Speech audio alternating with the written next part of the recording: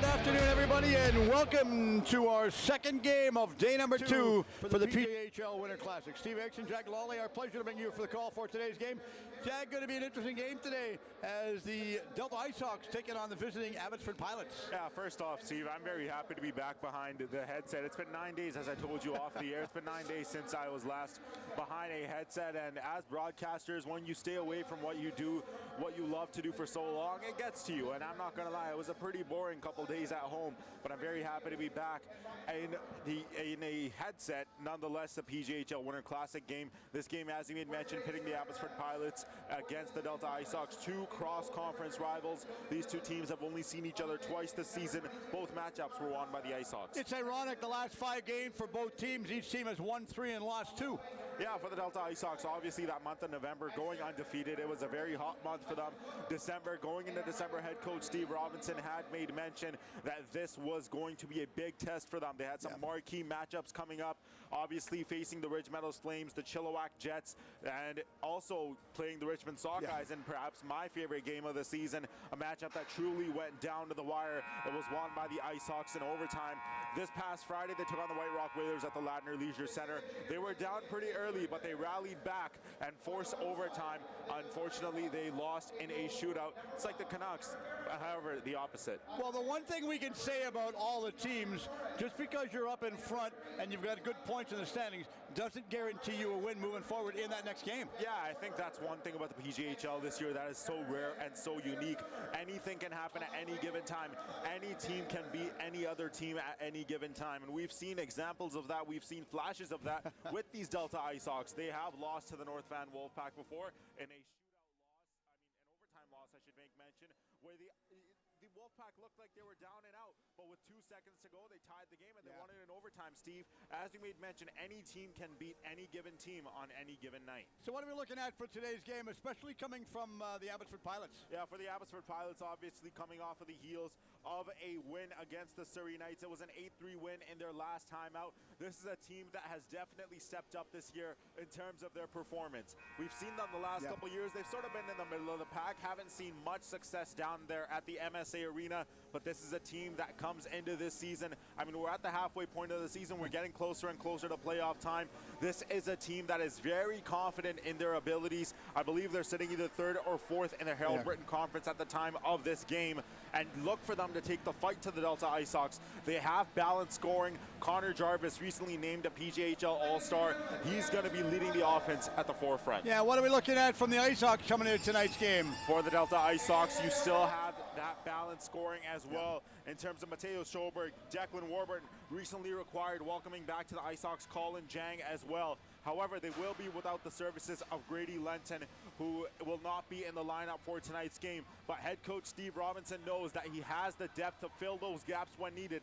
Look for the Ice Hawks to bounce back from that shootout loss they faced Friday. You talk about head coach Steve Robinson and general manager. The other part, before we get to the anthem, I see over on the bench the far side Rick Lance, former NHL player. Now he's working with the Delta Ice Hawks as the league progresses and moves themselves forward through up to Tier 1 Junior A status, so they can be one of the teams to possibly represent Canada in a national championship.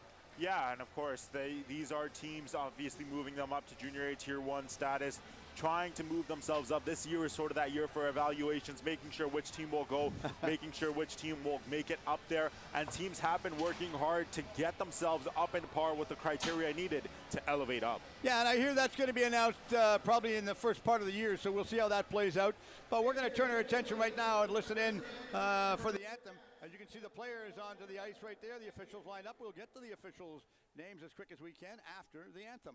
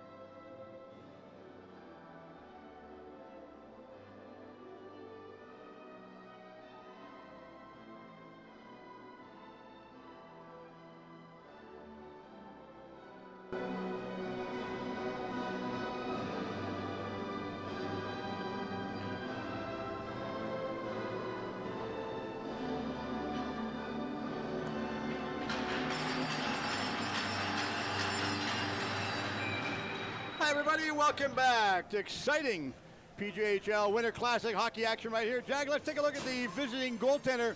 First off for the Abbotsford Pilots. Starting in goal number 37, Joe Vintello, the 07-born goaltender, hails from Chilliwack, BC this season.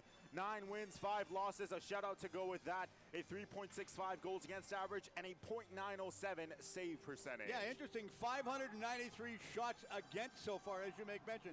And at the other end of the ice, we've got Mr. Erickson. Starting in goal number 1, Merrick Erickson for the Delta Ice Hawks. The Delta-born native has 7 wins, 2 losses this season, a 3.42 goals against average, and a .898 save percentage.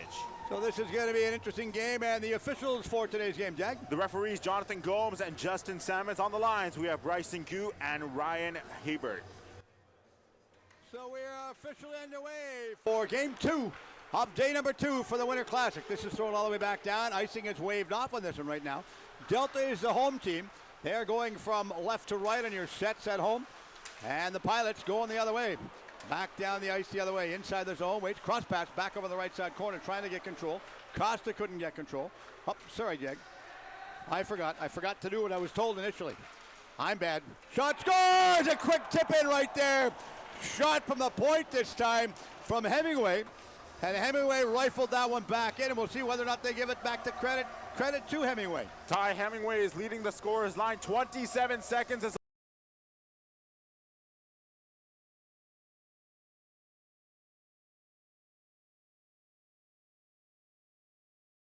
6 points now in 34 games, and the Ice Hawks jump up to an early 1-0 lead. Yeah, you talk about an early start. 27 seconds into the game, they open the scoring. They go all the way back inside the corner, chasing it back around. Petrie comes inside. Petrie couldn't get it. Goyer goes after it. Now they fail to grab it, and Goyer comes back down the right side. Matheson works his way inside, going after this one. Jonah works it. Jonah takes him against the boards. Matheson comes inside again. Out in front. Shot taken.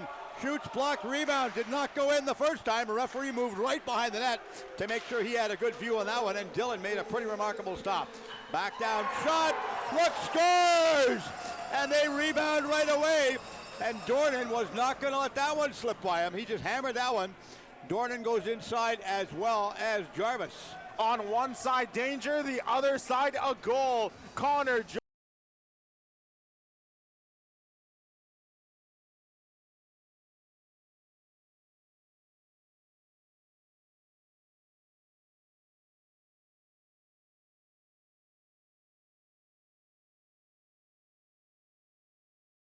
'So we are back as they wait for it. I see Mr. Rick Lance walking behind us saying hi to us. Far right side, they're trying to grab this one again. They hold on to it. Cross works his way inside. Cross comes after it. They wait for it. Deflected up and it'll play. Fast start right there. And we talked about the quick start. I would be remiss as we can see the coaching staff for the Delta Ice Hawks over on the far side of the bench. Yeah, there you see Steve Robinson, Jim Martin, as well as Carson Hemingway, the coaching staff for the Delta Ice Hawks. See both goals in this game scored under a minute in. Talk about a fast start, Jag. They got what they wanted. Cross comes inside. Serra goes in front of the goal. On the trailer on the outside post this time, waiting for it is Louis Sim. Sim couldn't get control. They worked away inside again, trying to get it, and it was blocked and went wide. Shot taken, stopped, rebound, and Dillon not going to give any rebound on that one. Now they come out, a little bit of fisticuffs showing right there. Paul was a little bit dejected as they settle themselves back down. I was going to say earlier on, I'd be remiss if I did not wish her all the best. Good friend Katie Malik. Katie and Greg are expecting their second baby in the next little while, so we want to wish Katie all the best on the birth of her upcoming child. Yeah, both valued members of the Ice Hawks community. It goes over the far side, waits. They grabbed it over on the right side boards as they hold on to it. Stafford works her way inside. Going after this one, trying to get it. Stafford pinches inside. It's over the right side. Lee is calling for it. Lee unable to get control. Now goes back to the blue line area. Kept in. Mandela, it was out of his reach, and this is thrown inside the zone again with Stafford chasing it back. Stafford, right side, off of the boards, back out to Lee. Lee turns. It's away from Febral. Unable to hold on to it this time, and now they throw it out. Over in the far right side corner again, chasing it inside is going to be Broomhead. Broomhead works his way. Turning, back out again. Mandela stops, turns. He was bumped off the buck by Weinberger this time, who takes him to the corner. Going over on the right side again, Edwards comes inside. Edwards expected the pass, didn't get good at back to him that time. Now it's ripped off of the boards and it goes back up. I believe this deflected off of someone in the bench, so they're going to take the face-off back in the corner again. Good start to the game, Jack. A rapid-fire start, Steve, with both of these teams really taking each other and really testing one another. There you see the coaching staff for this Abbotsford Pilots team, and head coach Jared Craig must be really happy with his team start bouncing back after allowing the first goal. Yeah, giving up one early isn't what you want, but then if you rebound real quick, that works in your favor. So Soares pinches in, gets control, takes a shot off of the blocker that time of Dillon, threw it over on the far right side boards, knocked back down to the air. Warburton comes inside. Warburton tried to get control, blocked. Bereza couldn't grab it. Now they go back around the other way, and it was past Soares, and he just chases his man back inside.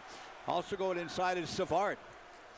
Savard stays pretty much side by side with Warburton, but Warburton grabs it and steals it and goes down the right side again, hustling the way inside. Jonah goes after him, pins him against the boards. Warburton's on the outside of the post. Back out. Soares couldn't get control. The pass was a little bit short to him this time. And Bengal throws this one back inside. Bengal dumped it in. Eriksson comes out of that to stop it and walked it back around. Now it goes the other way. All the way out to Warburton at center. Warburton comes back across the line inside. Slowberg couldn't get control. Was out of his reach. A little bit behind him on this one right there. Now they turn again and Petrie holds onto it. Sias doing a solid job forechecking. Warburton, stretch pass. Bereza's at center waiting for it. Far side again. Petrie's going to reverse, and he goes inside his zone to pick this one back up. As Petrie holds onto it. Petrie thought about giving it back around the left side back to Soares, but it was behind him this time. Deflected up and out of play. So I mentioned the coaching staff for both teams. Yeah, for the Abbotsford Pilots, we have Jared Craig as the head coach, Corwin Koch and Ben White as the assistant coaches, and Kristen Lee Walchuk, the reigning, defending, undisputed PJHL Trainer of the Year. And for Delta? For Delta, Jim Martin is the assistant coach, Steve Robinson, the head coach, GM, Carson Hemingway, Rick Lanz, assistant coaches, the training staff with Travis Miller and Stefan Pinto. So now we've got that out of the way. Everybody knows who they are. Back the other way, ripping this one back in. Delayed offside. They tagged up and nullified. A good tag on that one by Johnson. Back down the right side to Matheson. Matheson works his way back in. Stafford was going after him. Now they went back out again, straight down the left side as they work their way in. Kosh comes inside, takes the high shot. Over top net, Sias goes after it. Back to Kosh. Kosh to Sias. Tips it right side boards. Johnson works his way inside to chase it back around. Johnson able to get control. Now Sias goes against the boards. Also coming in is Kennedy. Kennedy was unable to get control. Funny play as they threw it back out in front, but Petrie had to be alert to pick it back up. Inside the right corner. Kennedy's the trailer. Waiting for it. Turning over on the far left side boards again. Nice dumping play by Jang on that one right there. Jang goes back after it, and they hold on to it. Center it back out, trying to get it back to Jang. Stopped by Stafford.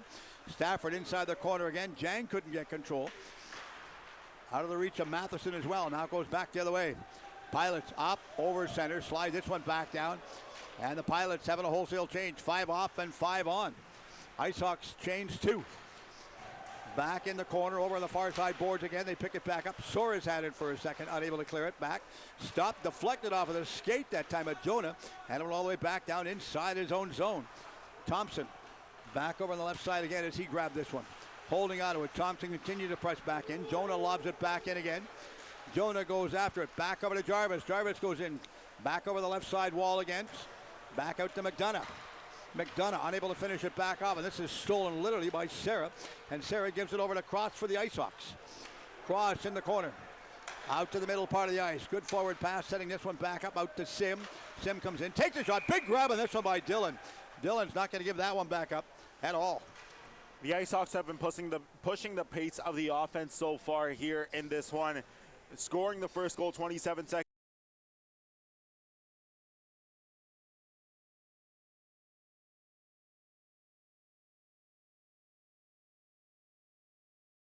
The save. Big stop on that one right there. They hold on to it behind the net, waiting for it. Pilots pinched and hem inside their own zone this time. Broomhead goes after his man. Broomhead unable to get it from Lee this time, and now they go back down across the line inside. McDonough comes in, taking off of the puck. Back deep inside the corner. They reverse the play and give it back out to Lee. Lee is at center ice area. Long pass inside the zone. Carefully played. Stayed onside. Broomhead gets a shot away off of the back wall and pinches back around. And the Pilots hustle their way back out. Flying back down inside the Ice Hawk zone. Turning behind the net is Hemingway. Hemingway holds onto it. Give it back over the far side boards again and stolen by Broomhead. Broomhead couldn't finish it back off. It's back in the corner, centering it in front. Waits. Jarvis takes a shot. Big save on this one by Eriksson, holding on to it. A rebound. Eriksson had to be alert. Looks over both shoulders, right, then left, and then looks back over the right side again. Paul pinches back in. Lee's trying to get control. Lee gets it.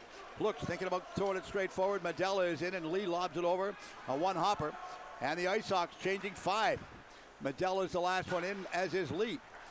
Back on the right side again. They hustle their way back out the center, going back down. Warburton takes his man down, back with Bereza. Bereza's in front of the bench over on the far side, at least the Pilots bench this time. Lee goes inside, back to Warburton. Warburton hustles his way inside, looks trying to get the shot away this time. It was blocked and stopped. Goyer's on the far side deep. Petrie comes inside. Bereza holds on to it. Warburton's out in front. Back out to Warburton. Warburton misplayed the puck and it bounces the other way. And Fedorov couldn't pick this one back up. Blocked and goes out the ice other way inside the zone with Petrie turning behind his own net. Solid job forechecking by Edward this time, but Petrie picks up some speed. Petrie back out, one extra move at the line right there. When he passed it, he was over the line before the receiver ended up picking the puck back up, so thus the offside call. Yeah, Petrie trying to get the pass over there to Warburton. One step too extra, as Steve made mention. The Ice Hawks continuing to employ their style of offense, something that head coach Jared Craig of the Abbotsford Pilots has to draw a game plan against. So from the draw, Solberg won the face-off draw that time. Got it to Warburton. Warburton hustles his way back in. They grab it and dangle it and go back the other way up to Edwards. Edwards up over center, takes a shot. That was blocked by Bereza. Edwards throws it back in and hits the linesman. Fedorov goes inside again for the Pilots and couldn't finish it back off. Now they go across the line. Bereza taking his time. Last time we saw Bereza play, he scored the overtime winner in Delta. Far side again. Inside again as they work it back around. Jarvis was unable to get control. Now Jarvis stays over on the far right side wing, expecting a pass to get back out to the D this time, and I think he thought that Goyer was going to get control. Goyer works his way back inside. Slowberg cuts wide to the right side. Shot taken by Jang. Big save again by Dillon. Joe Vintilone makes the glove save once again, and after allowing that first goal a mere 27 seconds in, he's settled down a lot more, facing the shots left and right. This is a goaltender that's played winning hockey this season so far, has helped elevate the Pilots back to their sense of relevancy, as this game is still tied at 1. So Matheson took the draw, got it back to Stafford. Stafford, a backhand pass inside. Matheson is out in front, expecting to get control, unable to get control this time. Jang goes after his man. Jang comes inside the corner. Stafford pinches back, now goes inside to the hash marks on the right side. He moves in, Matheson cover for him, and Matheson gets control. Takes a shot, big save on this one by Dillon. But what a shot right on target. And Kennedy was being worked over like a rag doll in front there, Jack. And now, Steve, as we approach the midway point of this first period, both of these teams are getting used to the ice that they're playing on. They're getting used to playing here at Minero Arena, as obviously either one of these teams as the home team, they're used to playing on their home ice. You got to play someplace. Better place than ever. Far side, and of course it's hosted every year so far by the Richmond Sockeyes. Far side back pass inside. Penalty coming up, this time going against the Pilots as they grab possession of the puck. Heckenbrack grabs it, and the referee is going to assess a tripping minor penalty.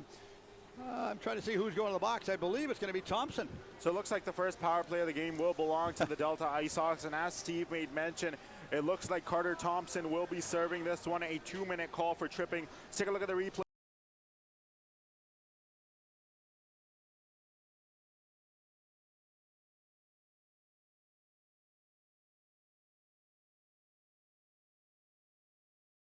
.20 feet away from him. Goyer lobs it back over. Petrie's on the right side. Long shot by Matheson over top of the net, and Petrie pinches in to get control. Petrie holds on to it. Him and Goyer switch position. Petrie, far side again. Back to Matheson. Matheson to Goyer. Goyer, high slot. Take a shot, deflected, and that's off of the scoreboard. We had a piece of broken glass earlier on. I was going to tell you earlier, piece of broken glass, and it's behind the net. That's why you see the smaller section of glass right behind the goal. We had that game one. We had a similar broken piece of glass earlier this year during a Sockeyes game. That's why I brought the to your attention right there, just so you would know. And you wondered why the one extra piece of glass was a little bit too short. Back down, dumping it back. Good penalty kill so far for the Pilots, albeit they've only started by 32 seconds. Over on the far side, stretch pass to Matheson.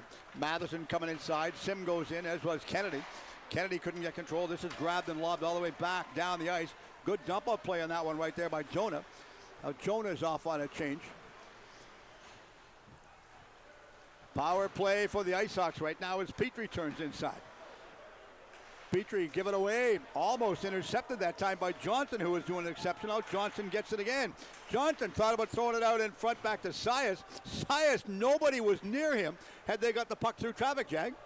Yeah, great offensive effort there, forecheck by the Abbotsford Pilots. The Ice Hawks coming back the other way. Back to Bereza. Bereza goes inside. Jang is a driller. Shot taken, blocked again, and stopped. Cross had a chance, unable to hold on to it. It's back behind the net with Solberg working his way inside. Solberg taking off of the puck. Costa stays with him. Solberg back on the far side to Hemingway. Hemingway, left side wall. Good setup play. Solberg gets control as he works his way back inside, going back in, trying to get it. Solberg sets it up. Hemingway is a trailer, calling for it. Not going to get control this time. Jang is on the far side. Scrambly play. Jang is out in front. Back to Hemingway. Tees it up. Takes a shot. Scramble. Looks. Diving desperation. And the goaltender somehow, Dylan, stopped it. And it's still loose. And now it's finally covered up. And Delta's saying it was over, and the referee was in perfect position behind the net, shaking his head saying, no, that did not go in. But what an exceptional stop on that one right there. They can see Cross pleading his case. Not going to win that one. That's like going to bingo with grandma and losing. See if we can look at that one right there. That was huge. An incredible glove save by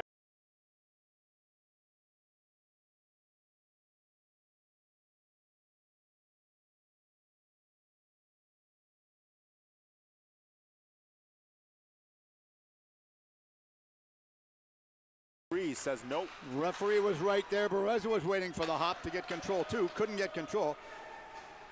Good positioning by the referee on that one right there. Now they turn out in front. Shot taken by Edwards. Scores! And the key for that one was the solid forechecking.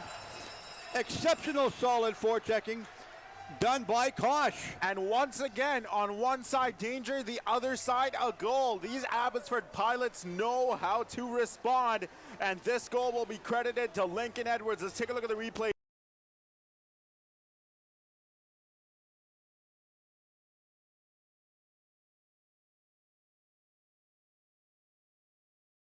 BC native has given his team the lead. They left him alone in that one right there, coming out from behind the net. No one there to guard the centering pass. The Pilots had an opening right at the slot. Kennedy intercepts this one, grabs it. As they go inside, right side. Stafford pinches back in. Jang goes after it. Jang unable to get control. It was shot back out. Jarvis attempted to clear it. That was blocked. Now Jarvis is at the hash marks. Paul is in there. And it rolls back, and they throw it out to the neutral ice area one more time, and they pick this one up. Bruckshaw throws it straight forward. Stolen back now by Sullivan. Sullivan hustles his way back in over the far left side wall again as he takes control, and they leave it. And the first one picking it back up happened to be Jarvis this time. Jarvis goes in, turns. Good play to keep it on side on the reach on the far side that time by McDonough. McDonough was one that hammered that one back forward. Now they go back the other way with Kennedy hustling his way back down across the line. Stafford comes in. Kennedy back around to Jang. Back to Matheson. Back at the line on the far side again. Out to Bruckshaw. Bruckshaw works his way in. Takes it up. Big save again by Dylan. Dylan is literally under siege. Look at the shot total right now. 11-3, and Delta finds themselves trailing 2-1 so far in the score. Well, Steve, sometimes it's about quality of shots, not the quantity. And that is exactly the mindset that the Abbotsford Pilots have gone with. 3 shots on goal so far. 2 of them have been goals. And with the Abbotsford Pilots, Steve, they have not gotten many offensive zone opportunities as the Ice Hawks have kept them hemmed inside their own zone. But the chances the Pilots have gotten, they've made no mistakes whatsoever. And in the previous 2 meetings so far, let's take a look at the overall head-to-head record so far, Jack. Yeah, for the Pilots, an 18-4-3 record coming into this season. 39 points, 147 goals scored, 140 goals against, a +7 goal differential for the Pilots. Now for the Ice Hawks, 26-6-2 record, 54 points to go along with this season, a 187 goals scored this season so far, 112 goals against, and the Ice Hawks a +74 goal differential. And the previous 2 meetings this year so far, Delta has outscored the Pilots by a 15-6 margin. You can see Jim Martin talking to Steve on the far side. Yeah, Jim Martin and Steve Robinson, the assistant coach and the head coach, drawing up a play. Yeah, good addition this year bringing Jim on board. I like that. Back all the way out to center ice area. They lob this one back in. Good dump in play over on the far side by McDonough. Got 8:10 left in the opening period. Delta trailing by 1. Far side, they pick this one back up. Jarvis keeps it onside, but it was intercepted and stolen this time as they hustle their way back down across the line. Working their way inside is Goyer. Goyer's in front. Shot scores! All set up on the breakout play by Goyer, and Cross will get credit with that goal. Well, Beckett Cross finally gets his goal, Steve. He was complaining about the fact he didn't get the first one that was called back by the official. Now leading the scoring line up ahead, and now to double digits for his scoring total.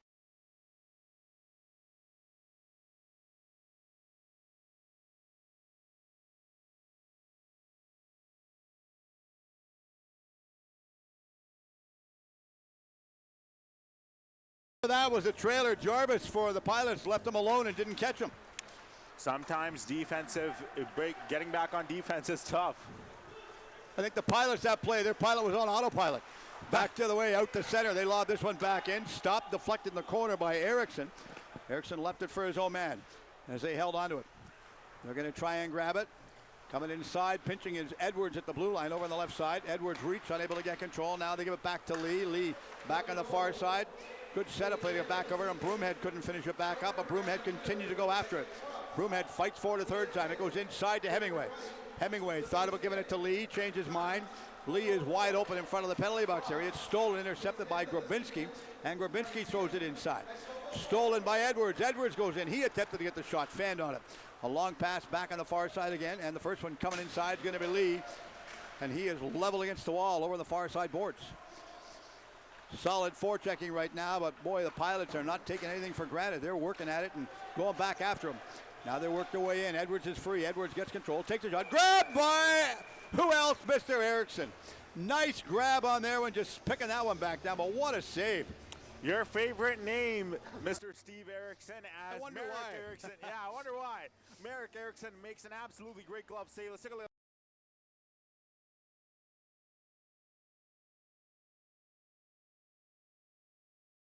Two goals on 4 shots so far, so he needed a save like that. So from the draw, they pulled it back. Sayas got it back, tipped in front, goes over in the corner, and Stafford goes after this one for the Ice Sox. Out to center, good grab, throwing it straight forward. They dump this one back around, and Sloberg comes in with Warburton to the trailer. Warburton gets control. Bereza's out in front. Stafford's on the right side. Bereza couldn't put his stick on it, and they go back the other way again. Good dump and play by Brookshaw to throw it back into Bereza. Back to Warburton. Bereza comes inside. Warburton still has control. Lobbed it a little bit high over top of the head this time of Brookshaw. It rolls inside the zone. Picked back up by Stafford to Sloberg. Sloberg out to the center part of the ice. Tipped forward, and Warburton hustles his way back down the far side. Bereza comes inside, over to Sloberg. Sloberg goes against the hash marks on the right side, trying to feed it back out to Stafford. And this is lobbed back down. Good reach by Stafford this time. Stafford grabbed it. Warburton, far side. Out of the reach this time of Bereza. Sloberg goes after it. In the neutral ice area one more time, and Brookshaw picked it back up. Brookshaw knocks it forward. Picked it back up by himself. That's a good smart heads-up play. Out in front, Sloberg trying to grab it. It's underneath the glove this time again of Dillon. And Dillon so far, Jag, has faced 14 shots, allowed 2 goals. A little bit aggressive, still pushing and shoving. Berez is in there. He's no stranger to aggressive play right there. Well, they're Steve, talking Christmas presents, I think. Christmas, I mean, it's hard to believe Christmas is long and gone. It's been a few days since Christmas now. If you wait a little while, it'll come again next year. Here's hoping. It better. But as you made mention, Jovan Tinlo, excellent in net so far. The Ice Hawks been peppering him with shots. Jang to Petrie. Petrie takes a shot, deflected in front off of Jang's stick, and it goes over on the far side with Goyer coming inside. Matheson gets control. Matheson looks who's heads up, who's wide open. Shot blocked. Jang was knocked back down. Matheson takes a shot, stopped again by Dillon. I think that's the key game plan right there for the Ice Hawks. Just get shots and lots of traffic on goal.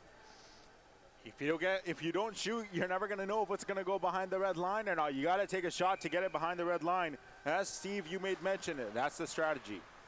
Interesting play. Petrie gets control. Petrie, right side. Back around, get it back. Goyer got a shot away. Matheson was upended in front. Matheson stayed pretty much with Jonah this time, and Jonah got the better of him. Now it goes back all the way out to Petrie. Petrie slides it inside the corner. Kennedy is wide open, unable to get control. Right side to Petrie, back to Kennedy. Kennedy slides this one inside the corner, back around to Jang. Colin Jang held it. Behind the net again. Back to Kennedy. Kennedy takes his time with it.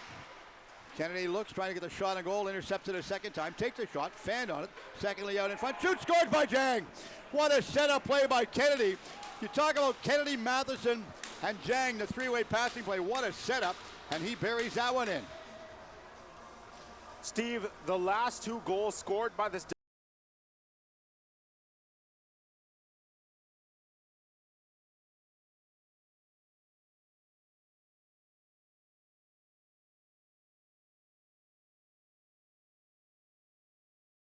able to find the back of his net. 21st of the season, and he's made it a 3-2 game. That's going to make Brian Weeb happy that they traded him. They're going to go, why did we trade you? But there's the coaching staff right there for the Abbotsford Pilots. Now goes all the way back out to center. Tipped in front of the bench, and Savard couldn't get control. Now they go inside again with Cross coming in. Cross goes in, shot taken. Sarah couldn't get control, deflected. They said it deflected up and off of the mesh, so the faceoff will stay in the corner once again. The IceHawks have gotten 4 times the shots that the Abbotsford Pilots have gone so far. However, they've already scored 2 goals on 4 shots, so if you're the Abbotsford Pilots, you can't be disappointed at all with this performance. So with 4:45 left in period 1, IceHawks leading by 3-2, and they're leading 16-4 in the shots. Hemingway goes inside the zone, picking it back up. Bagnall stays with him. Hemingway goes after it, trying to get control. It's on the far side with Jonathan Soares going after this one against the wall, and off of the wall is Sarah. Gives it back around to Hemingway. Hemingway back to Cross at the line. Costa goes in, takes a shot, tipped off of the stick that time at Sarah. That would have given Eriksson a bit of a nightmare right there, because Eriksson was expecting the shot from the outside and it tipped to go wide. In the corner again. Penalty coming up. And now I believe we could have 2 penalties, 1 for each team. And now Hemingway comes in and wants to think, well, if we got a couple goal, maybe I should get 1 as well. So I believe, Jag, we're going to have 2 penalties, 1 for each team on this. 1 for the initial delayed call, 1 for the late hit. We'll see what the referees call. I think that's exactly what's going to happen, Steve, as the referees are taking both players to the penalty box. And these will indeed be penalties to each team. Looks like heading off for the Pilots is Aiden Savard, and for the Delta IceHawks, Tegan Sarah serving a roughing call as well. There you see the coaching staff for the Abbotsford Pilots not pleased with these calls. And Steve Robinson, meanwhile, is looking at the official as well. He's talking over to his players, actually, as they'll look to set up the play.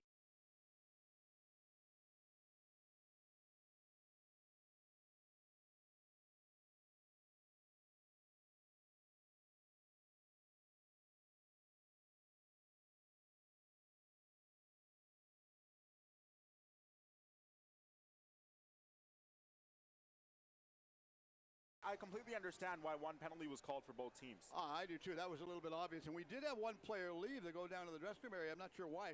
I thought it was Charlie Paul. And we'll have to wait for the announcement that the referee is going to explain right there. And, of course, he's talking to Hemingway as well as Jarvis. And there you see Jim Martin as well, looking onwards and upwards. Steve Robinson talking over to his players, as is Carson Hemingway. They want to ensure that if this is a 4-on-4, which it seems to be, their teams are set up on the special teams. This IceHawks team on the power play so far, Steve, they've been pretty good, I should make mention. With the power play, 18.7%, but the penalty kill as well, 83.5% in the PJHL. Yeah, very impressive for both teams. Both teams are playing exceptionally hard right there. So over on the right side, Goyer is in the other corner. We'll listen for the announcement. Soares back down the far side, chasing this one inside the corner. Going to go after this one again. First one inside. Soares trying to get control. He was out of his reach. Jarvis goes inside. Warburton comes inside. Back out again. Jang, cross, back. Shot by Goyer, and it was deflected off of the blocker that time at Dillon and went wide. Sending it all the way back out to the neutral zone. Inside is Jarvis. Jarvis goes wide to the outside. Soares pushes it off his stick. Good stick reach by Soares in that time right there. Now they go back the other way. Back out to center, up to Jang. Jang down the right side, failed to get control. Now they go back in inside as they hustle their way back inside. Dornan, long shot taken by Jarvis, scores! Over top of the shoulder, and the Pilots come back and get one and even the game. Second of the game for PJHL All-Star Connor Jarvis. Eagles top shelf left side. Grandma must have kept the cookies there during Christmas season. Jarvis absolutely laces one. About 46 seconds into the 4-on-4 sequence, his 22nd of the season, second of the game, and Jarvis has put the Abbotsford Pilots back into a tie.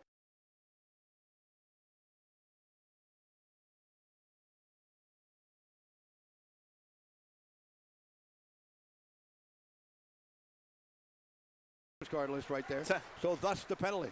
10-minute misconduct, and that was a quick dime right there. Back out to Sloberg. Sloberg goes inside. Stafford is in there. Looks, cross, pass back out. Sloberg still in the corner. Bruckshaw is wide open. Sloberg thought about giving it back to him. Didn't give it back to him. Back all the way out to Stafford. Stafford back out. Sloberg takes a shot. Deflected off of the skate that time of Sias. And it goes back out. Stafford takes a high shot. Oh, that's through the uprights. And he's going to see that one in his sleep tonight, Jack. Dylan Stafford had a wide open net at the right side. I see all the parents here looking at one another. They have their hands on.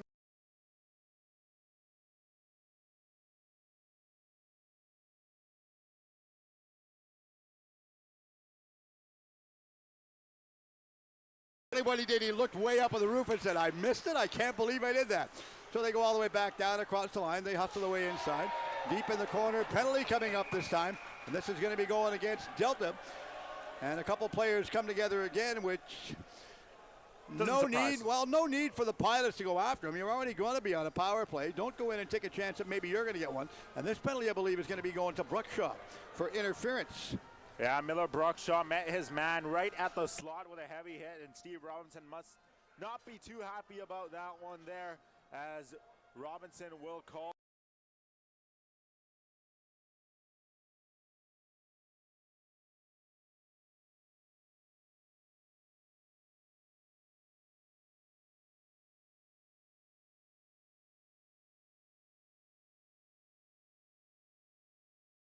Yeah, there was a penalty right there. A little bit obvious on the call right there, too. Tough to miss that one when you're refereeing. Back the other way.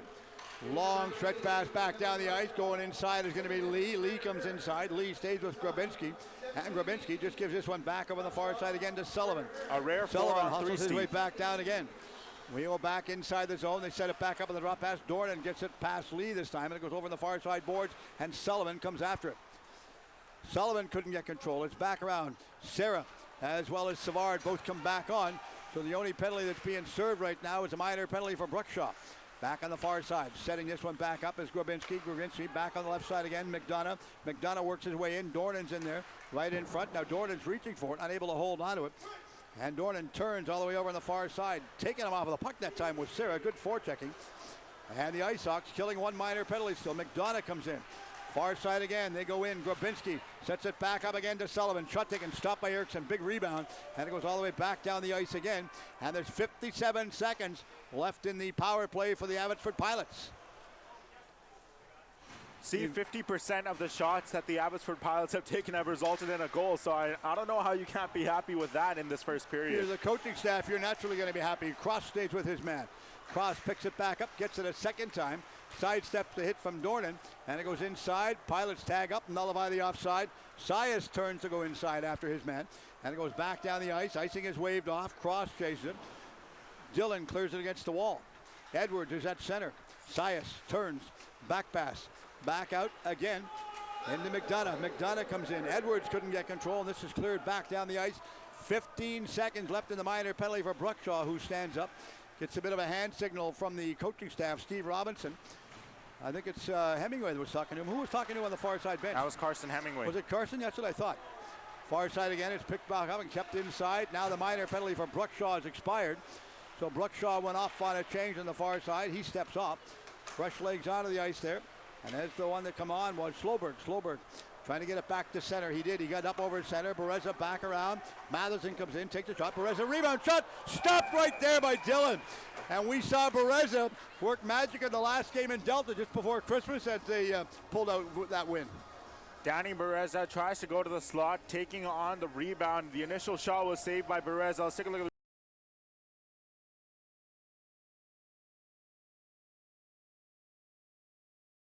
It stays a 3-3 game. That's Bereza's favorite point right there. It's either that or just over a left on the wing. Opposite side for a lot of players. They go back out again. They grab it, turning it deep inside the corner. As they throw it centering pass, back in the left side corner. Going after this one is Jarvis. Jarvis couldn't get control. Far side as Costa works his way in. Costa couldn't get control. The buzzer goes. And period one comes to a conclusion with the Pilots as well as the Ice Hawks making their way to the dressing rooms after an exceptionally fast-paced first period of play, Jag. And so far in period one, we've seen 6 goals. An action-packed first period between both of these teams in which we saw 6 goals. Ty Hemingway opened the scoring. Connor Jarvis and Lincoln Edwards responded afterwards for the Pilots. Beckett Cross, Colin Jang made it a 3-2 game for the Ice Hawks. The most recent goal scored by Jarvis, his second of the game, has this at a 3-3 game. Yeah, so it's a good fast-paced first period, Jack. Yeah, 5 penalties between both of these teams. 3 for the Abbotsford Pilots as Carter Thompson, William Bagnall, and Hudson Koch all serving penalties for the Abbotsford Pilots. Tegan Sarah and Miller Bruckshaw with penalties of their own. And with that, Steve, it still is a 3-3 game for both of these teams. It'll be interesting to see how the rest of this one plays out. Yeah, I've got my special guest here, so I'll give him the microphone. And then we'll have a chance to talk to Edward Epstein, the owner for the Delta Ice Hawks. Edward, just a minute. We'll give you the microphone so you're not all entangled. And if you don't tangle up, I will, one way or the other. I just know it. All right, so the mic is up and on. There you go, sir. We got to face the camera right there. So very pleased to have you join us up here in the broadcast booth. And interesting start to the game so far, Edward. Yes, indeed. Lots of action, lots of goals. Very exciting game. Yeah, very much. Fast tempo. First off, for yourself and family, how was Christmas? Excellent. Thank Have a you good for time? asking. Excellent, yeah, family time. We don't get much of a break, but, you know, a couple of days, and that's enough. Yeah. That's all we need right there. Exactly. So moving into the Winter Classic, another year Winter Classic right there, and it's nice to see that all the teams take part, and it really helps grow the league. It does, yeah. This is a great event that brings all teams, you know, here at Minoru Arena, and it's great time to catch up and see all the teams in one place. So it is a great event. Yeah. With the team that the Ice Hawks have built this year, Edward, this is a team that continues to get stronger and stronger. Obviously, adding a couple of players recently, Colin Jang coming back to the Ice Hawks. How do you feel about your team's performance so far? I think the team is doing great, and I think, as you said, as season progresses, we'll see improvements. Hopefully we get our injured players back. We do have a few, and hopefully we see more chemistry.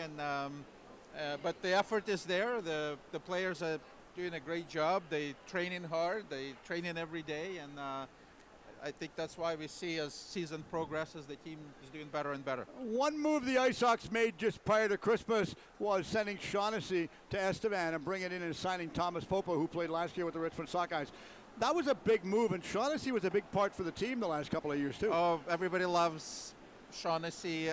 He's been with us for 3 years.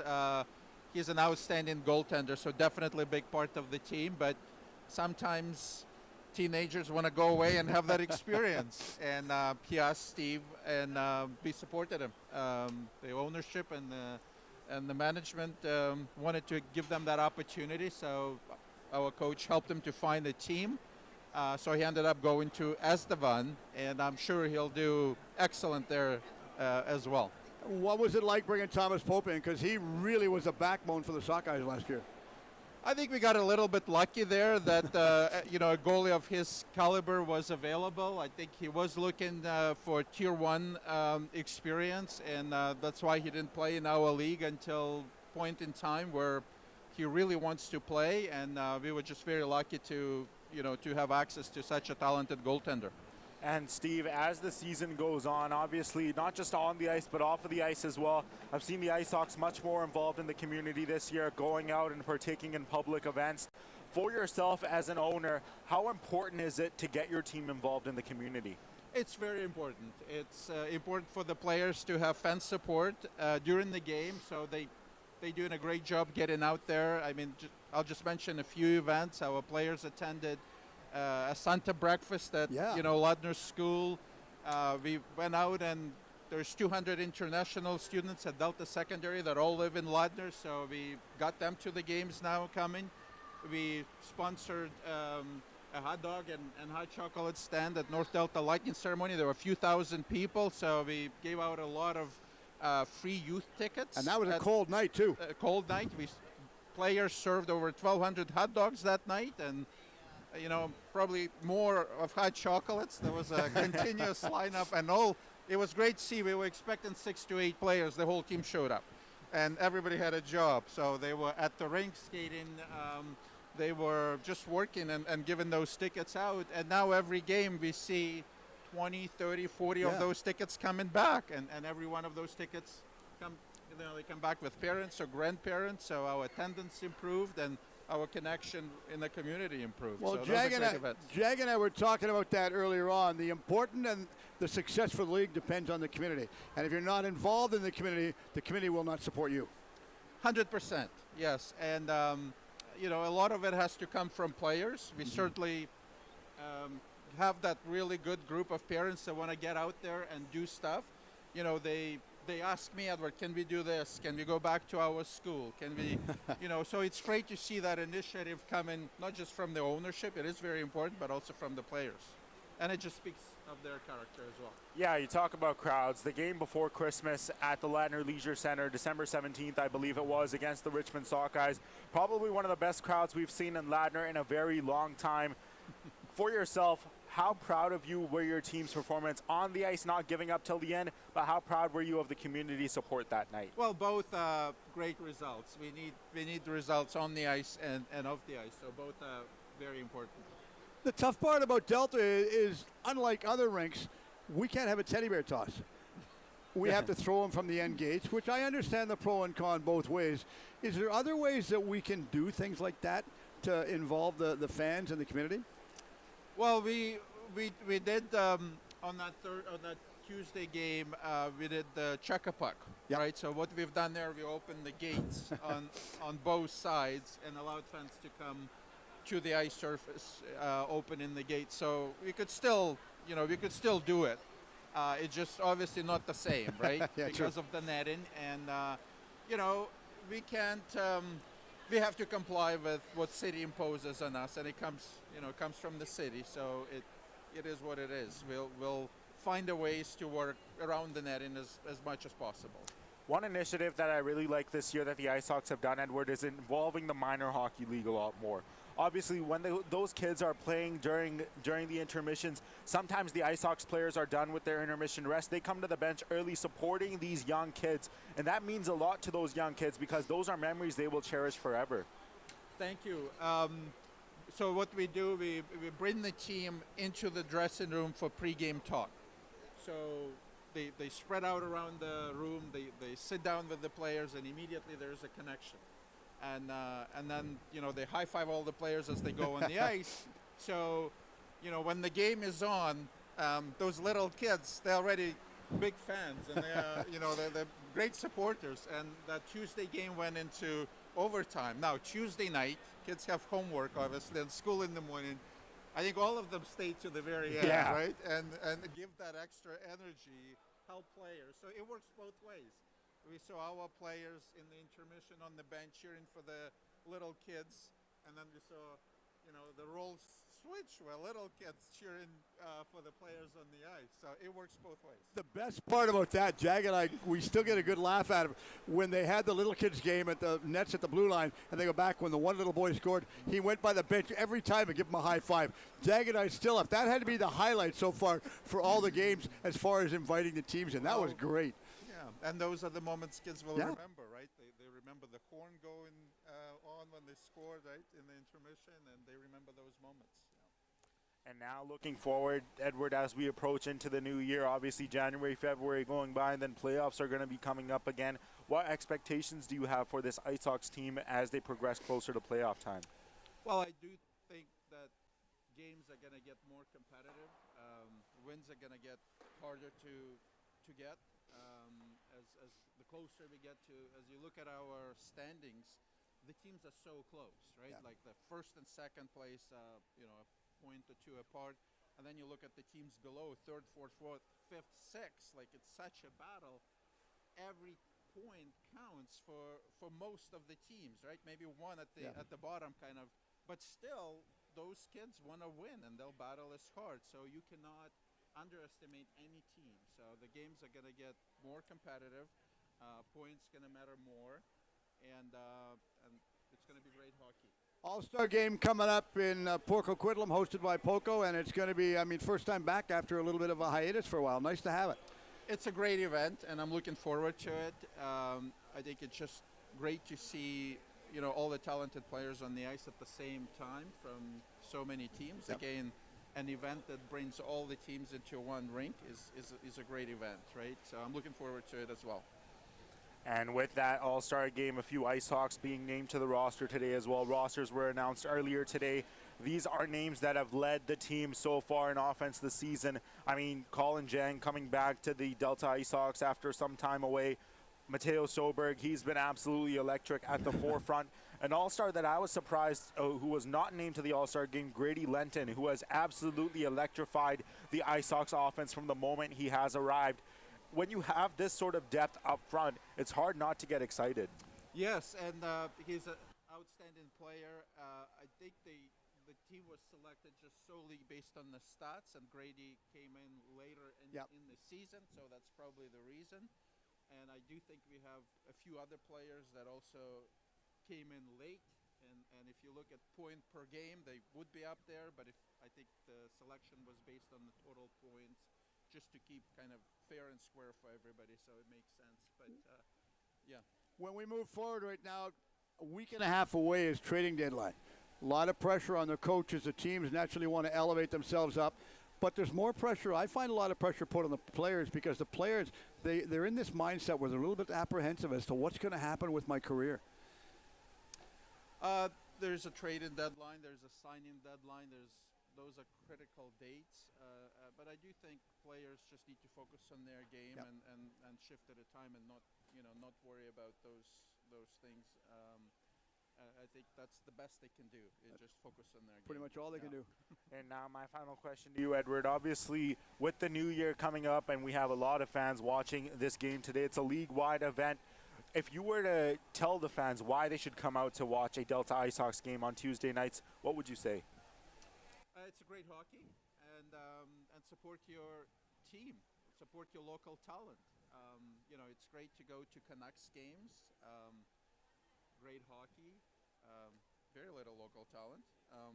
But you come to our games, these are players that want to make it to play on Kodiaks one day. So the effort, the competitiveness, and they're all local players. So it's a great entertainment at very reasonable cost and great family event. Yeah, you said the key word right there. Despite the fact of going to the Canuck games, it's a lot more affordable for the families nowadays. It is. That's the key right there. So we'll give you the last word, Edward. What do you want to say to the people at home watching the game today about coming up for New Year's? I just want to wish everybody a great 2025, and I think it's going to be a great year. There's a little bit of uncertainty, what's going to happen economy-wise, but I do think it's going to be a great year, and the world, I'm hoping, peace for everybody. The 2025 bring peace. I guess that's my wish and hope.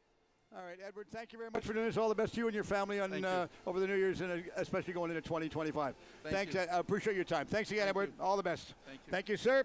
All right, there you have Edward Epstein, the owner for your Delta Ice Hawks, talking about it right there. And, of course, we're talking about that, just the way it all plays out. And, of course, he has big, a lot of deep thoughts about what he wants to do with the Delta Ice Hawks, and they've grown. I mean, you and I go back, especially myself. I mean, I go back to the Ice Hawks when they started years and years back when Jerry Metherall owned the team, and they were practically practicing at Tilbury. But they've made changes, big changes, of course, with the PJHL going forward, trying to advance themselves up for Tier 1. That's a big move, Dag. Yeah, a couple of changes the Ice Hawks have made this season so far. They have moved their dressing room to Planet Ice, a.k.a. GPF, opened in June 1995, for those who are wondering. You haven't forgot that, have you? I've never forgotten that. For all those who are wondering, those are changes. Getting their own locker room. Yes, they play their games out at the Ladner Leisure Center, but practices do take place at the Planet Ice facility right off of the Alex Fraser Bridge. Changes are necessary for teams wanting to elevate themselves up to Junior 1 status. They need facilities, they need the fan support, but most of all, they need a good on-ice product as well. Well, that's the one thing they have to get, and of course, without the fan support, it's going to be tough to continue to have the program grow. So we'll turn our attention back to the ice level right now as the team's pilots are making their way back out. They're going to be the first team out right there as they're going to go back. So, Jag, as we enter period number 2, 3-3, what type of period are you expecting to see? Well, the first period really was not what I expected between both of these teams. A 3-3 game, a minute and 5 seconds to go here until the start of the play. I did not expect these teams to start off with a 3 goals each in the first period. 6 goals scored between both of these teams. And of course, Ty Hemingway, the captain, opening the scoring. Connor Jarvis responding for the Abbotsford Pilots, the leading goal scorer for this Pilots team so far this season, recently named to the PJHL All-Star Game. He has been one of the sole reasons why this Abbotsford Pilots team has elevated themselves back into relevancy, now sitting 3rd place in the Herald Britain Conference. And for this Pilots team as well, they want to ensure that they put themselves in a position to succeed come playoff time. Chilliwack Jets and Ridge Meadows Flames, the 1 and 2 in the Herald Britain Conference, separated by 2 points. And as Edward Epstein made mention, the Richmond Sockeyes and the Delta Ice Sox with a 1-point differential between both of the teams. For this Delta Ice Sox team, a win today would elevate themselves back over the Richmond Sockeyes for first place in the Tom Shaw Conference. Of course, the Sockeyes 3 more games played than the Richmond Sockeyes. The Ice Sox have 3 games in hand. All right, I'm back. Sorry, I was chatting, Jag. Sorry. But this is going to be another interesting period right now. And we have a 3-3 game after 1 period of play. So we'll see how period 2 finishes off for both teams. As they go back inside, stretch pass, back all the way out to Hemingway. Hemingway picks it, throws it straight forward. And Sloberg tipped this one back in with Bereza being the first one inside. Bereza goes after it. Warburton couldn't get control. Out of his reach. They go the other way again. And we have a penalty called right now.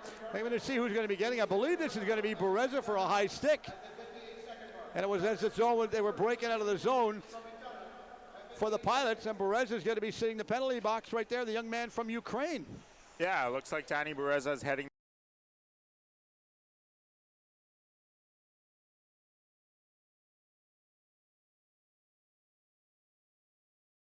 far side left corner. Bereza 2 minutes for a high sticking call, and the Ice Sox will be short-handed. The Pilots going on the power play. Yeah, that was one of the plays where he reached in with the stick, and then maybe the stick slid up the shaft or whatever. But as a player, according to the rule book, you're still in possession of your stick, and you're responsible for anything that happens with it. I think that's what Carson Hemingway was trying to prove to the official as well. Well, referee had the last word. That was actually, when you watch the replay, it was a good call. Especially the way the rules have changed, Jack. Back on the far side again. Centering this one back out to the blue line. Good play to get it back. Sullivan throws it back inside the corner. Edwards comes inside. Knocked back out of the air by Dornan. Couldn't keep it onside. Now they turn again, and Sullivan gives it back over the far side to Grabinski. Grabinski holds onto it. Taking his time. Back pass. Sets it back up, and Dornan hustles his way out to center ice area. Lee stays with him. Dornan goes back down. Edwards is inside. Now Sullivan comes inside. Trying to pick it back up. He did. He got it back all the way out to center ice area. And Grabinski couldn't hold on to it. Kennedy chasing it inside. Kennedy with Grabinski. 2 of them bump behind the goal. Play carries on. Pilots on the power play for another minute and 10 seconds. They hustle their way back down the left side. Going inside. Deep shot that time taken. McDonough got the shot away, and Erickson had to be alert and stop that one.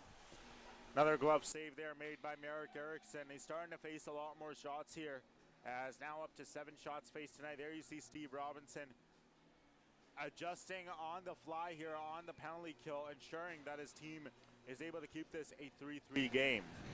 So they wait for it as we go inside. Nice win by Eckenbrack this time. Eckenbrack got it back around. Now it goes in the right side corner. Weinberger comes inside. Weinberger held on to it, and Eckenbrack picks it back up and keeps it onside. Knocked back down this time by Sim.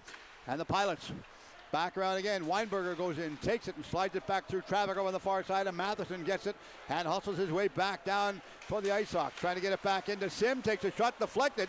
The net moved a little bit, I think, and we'll watch Dylan actually adjusted it himself. I'm not sure whether the peg is off or what, but I'm watching back there for Dylan. He's adjusting his own net. There's something on the ice beside it, Jag. You can keep your eyes on it. Nothing serious, though. Otherwise, the play would have stopped. Jarvis back over the far side again. They worked their way back in. Nice dump in play this time by Weinberger. Jarvis is waiting for it. Weinberger wanted to get control, and Matheson goes after it. Penalty coming up. And this one, I believe, is going to be going. Now the Pilots come inside.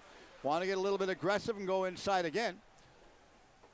That's the one thing you got to question yourself, Jag, is when you're going to have a delayed penalty going against the one team and you know they're going to be 2 players down, as an attacking forward, why would you go after them and put yourself in a penalty situation? Sometimes on the fly, it's hard to think about those things, as the Ice Sox will be down another man. This will be a cross-checking call, I believe. Dylan Stafford had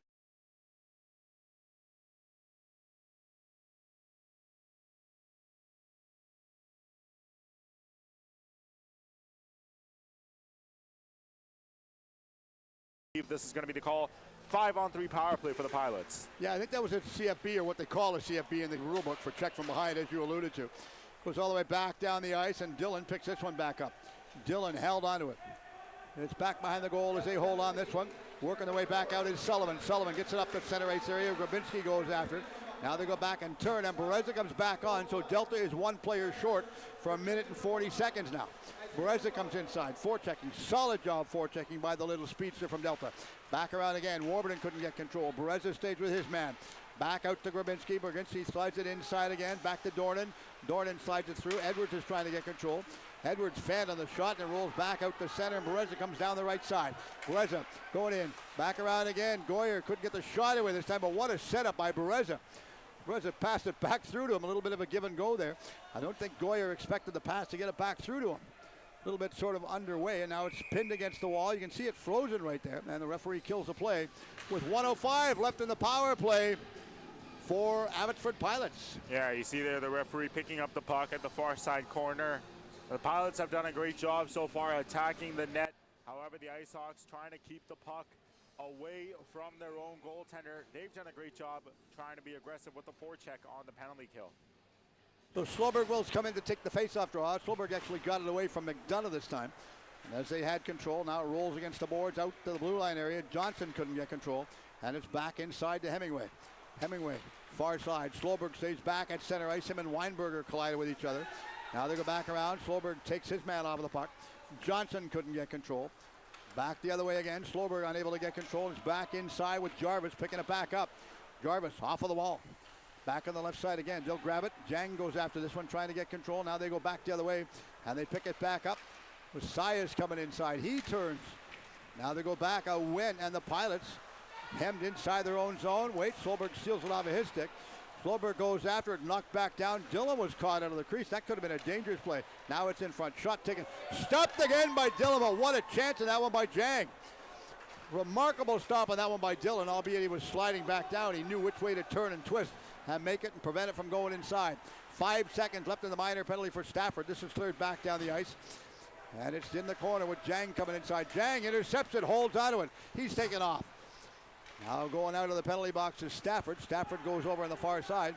And the Pilots explode out of their own zone up the center. And they go back down the left side again, and Jonah comes in.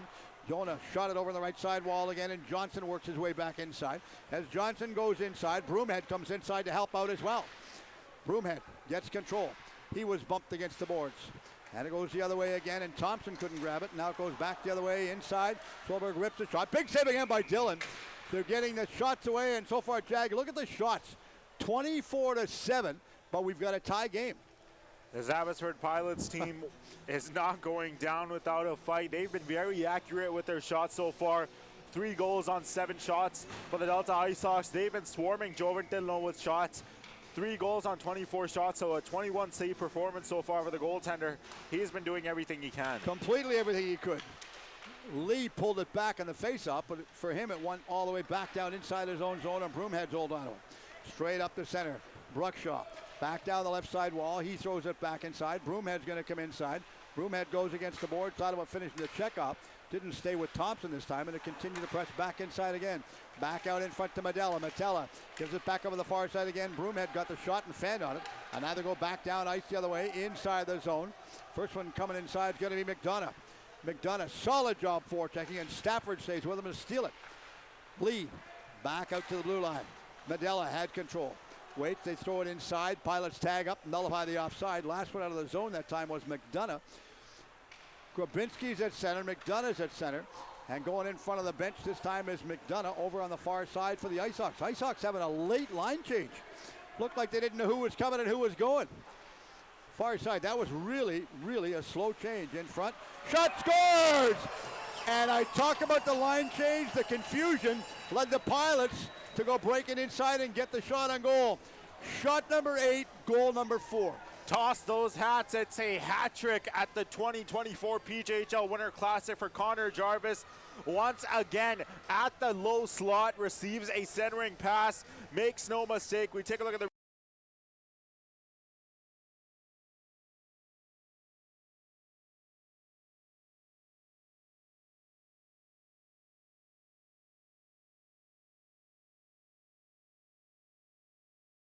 How many times have we seen the shots center from the corner right out in front and nobody covers the attacking forward? Right to the slot, Steve. We've seen that for 3 of Abbotsford's goals tonight, 2 for Delta's goals. Well, that's where Delta, if they're going to capitalize, they've got to make amends and changes right now. They find themselves trailing. Back around, Sarah comes in. Sarah gets control. Sarah slid it back to the D, but Petrie couldn't get control. Now they break inside again with McDonough. McDonough goes against the boards. Goyer stays with him. Heavy check throw with Sim coming inside. Goyer taking control of it. McDonough had it behind the net. Pair of number 9s fighting each other. Long shot taken this time by Sullivan, deflected wide, and the Ice Hawks turn. Back pass over on the far side, out to center with Cross going down the right side. Cross takes a shot off of the back wall. Picked back up again. Out in front is Sim. Petrie gets control. Petrie is wide open, takes a shot right on, and Dillon comes down. No traffic in front of him, so if he can see it, he's going to stop it. And so Jovan Tillon has been doing his job, Steve. He's been making the saves as much as he can. And sometimes when a goaltender is having a strong performance like this, it's very rare we see he receives the offensive support of his team. However, Jovan Tillon has been getting that so far tonight from the Pilots. 4 goals on 8 shots. Well, Dillon's keeping them in the game. That's the best way to say it. As Matheson holds onto it. Matheson to Soares. Soares takes a low shot. Kick up and out of play. So that's the best way you can say it, Jag, is that they're literally keeping him in, in the game right there. He's the one that's the backbone of the team. Yeah, of course. And as I made mention as well, this Abbotsford Pilots team, Steve, they sort of, I guess, risen this season. Third place in the Herald Britain Conference at the time of this game. Bit of a change, a couple of changes out. 2 years can make changes in the growth program. Back out again. Kennedy comes inside. Matheson get control. Now it's on the far side. Coming inside again is Soares. Soares takes a shot off the top part of the glass. Hemingway grabs it. Hemingway throws this one back in. Tipped again. Matheson goes after it. Scrambly play. It goes in the corner. And Dillon blocked it and stopped it. Now rolls on the far side. Soares takes a shot. Blocked again and stopped. Good play. And it rolls back with Soares getting it back. That's his own blue line. Giving it to Kennedy on the left side. Kennedy slides it inside. Jang goes deep inside the corner. Kennedy is there. Hemingway gets control. Hemingway keeps it onside. Managed to get away from Bengal this time. Another shot and another stop again by Dillon. A glove save there by Dillon. As you see there, some of the fans enjoying popcorn, and we see someone from the Delta Hockey Academy as well. Yes. Yeah, it is nice to see you, Steve. You are no stranger to the Delta Hockey Academy, as are many of these these Delta Ice Hawks. Yeah, and I also see Rick Lance down here, who also works with the Delta Academy, and I know he's one of the new associate coaches this year with the Delta Ice Hawks. Scrambly play, couldn't get control. Pilots thought there might have been a penalty in that play right there, but referees thought otherwise. It's back in the corner. Sias trying to feed it back to get out of his zone this time. Hemingway was waiting for the pass. Deflected up, and it deflected up and out of play, so the faceoff's going to stay inside the zone again. Somebody gets themselves a souvenir, and there you can see Steve Robinson. Yeah, Steve Robinson, Jim Martin, Carson Hemingway, and Steve is looking on, perhaps thinking. And there you see Jared Craig, the coach for the Abbotsford Pilots as well, as he is looking on to see what moves his team should make to keep this lead. Yeah, and he's made a few changes since he took over from Jimmy Cowden a few years back. Top scores! Another floater, and I believe they're going to give this one back again to Hemingway, who got, I believe it was the first goal of the game, the same exact way, a floater going inside. You are correct, Steve, as Ty Hemingway took this shot. Danny Bereza perhaps was thinking that it might have been his goal. He may have gotten a piece on it, as we'll see if we can take a look at the replay there, but you see Steve Robinson, he is very happy with this goal, as Ty Hemingway's second of the game, his 7th of the season, has given the Ice Hawks a 4-4 tie game. Well, that pulls him back even strength now. They throw it back forward. Sloberg gives it back into Warburton. Warburton goes back down. Bereza's in front. Bereza the wraparound trying to feed it all the way back out and couldn't put it back on the stick that time. And they go back the other way. Sloberg unable to get control. Back check inside their own zone. It's deep inside the corner again. Kosh comes in. Kosh doing a good job forechecking, as is number 15, Johnson. Right in front, rolls wide. Bereza picks it back up. Bereza on the far side. Tipped off of the stick this time. And we'll have an icing call right there. And, of course, the coaching staff for Delta thought somebody could have played that one, as you can see by the indication. Well, Steve was exactly thinking that as well. He thought that there may have been a deflection on it. That's what the Delta coaching staff is trying to argue against. Well, Steve is saying he lifted his stick so he didn't have to play it. The stick lift, yeah. Steve can watch that on the replay at home later on. I'm sure Jim will send me a text message and say, what happened? Shot taken again, stopped by Eriksson. Of course, the backup goaltender we should make mention tonight is Imre Dhaliwal. Yeah, Mari Dhaliwal, another member of the CSSHL for this Delta Ice Hawks team, and of course Cole Anderson, the backup tonight for this Abbotsford Pilots squad. Always looking at getting the way back in. Of course, no Thomas Popa in the lineup tonight, and Shaughnessy, of course, back in Estevan. Now they go back off of the backboards. They'll pick this one back up. Good play to get it back up. Bruckshaw goes in. Bruckshaw unable to get control, waiting for it. Grabinski goes after this one, trying to get it. Long cross pass over the far side. Costa goes in, takes a shot, and another save again by Eriksson. 30-9 are the shots on goal now, Steve. And if you told someone this, they wouldn't expect it was a rather 4-4 game between both of these teams. They think that it's being dominated by one team right now, but it indeed is a 4-4 tie game between Abbotsford and Delta. Yeah, it's funny how the stats go in the game, eh? I mean, you look 9 shots, 4 goals. But I talked about it earlier on, Steve. Sometimes quality matters over quantity. It doesn't matter how many you take. It matters what types of shots you take. My ex-wife used to say that. I think it was a punch to the shoulder that got me caught. Back the other way again. Tipping this one back around. Goyer had control for a second. Goyer is free and wide open, but it's over the far right side again. Heckenbrack works his way inside. Slides it back through, and it's intercepted on the far side by Costa, who goes in. Costa got the shot away. And this is grabbed off of the boards, back past everybody. Matherson comes inside. Icing is waved off. The D-men for the Pilots slowed down. Thus the wave off on that call. Matherson, good job forechecking. Trying to get it from Costa, unable to. Now they go back to Jang in front of the penalty box area, and Jang goes back down the left side again. He works his way in, just dumped this one back in, and Kennedy goes after him. Kennedy trying to stay with him. Did, but it was kept onside by Petrie at the blue line over in front of their own bench. Right side, Kennedy goes deep in the left side corner. Finishes the check off over the corner this time. Jang take him back down. Play carries on. Penalty coming up this time, going against Delta. And it's shot off of the glass. And it goes back out the center, and Goyer picks this one back up. And we're going to see the call. I don't think I saw where the call was, but it's going to be a penalty that's going to be assessed, and it's going to be a boarding penalty going against Kennedy. And that obviously was a play that was in the corner a little while ago. Yeah, Kennedy doesn't seem to be much in favor of the call, as isn't Captain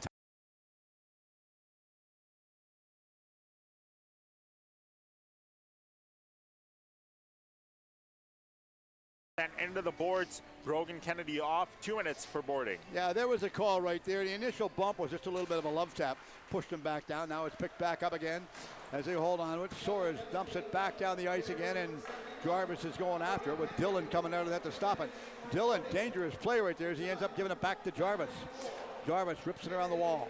Right side. Good play to get it back all the way out. Sias had it for a second. Slowberg comes inside. So does Warburton. Neither one could pick it back up. Now it rolls back to center, and Hemingway steals it and goes down the left side. Hemingway inside. Slowberger's out in front.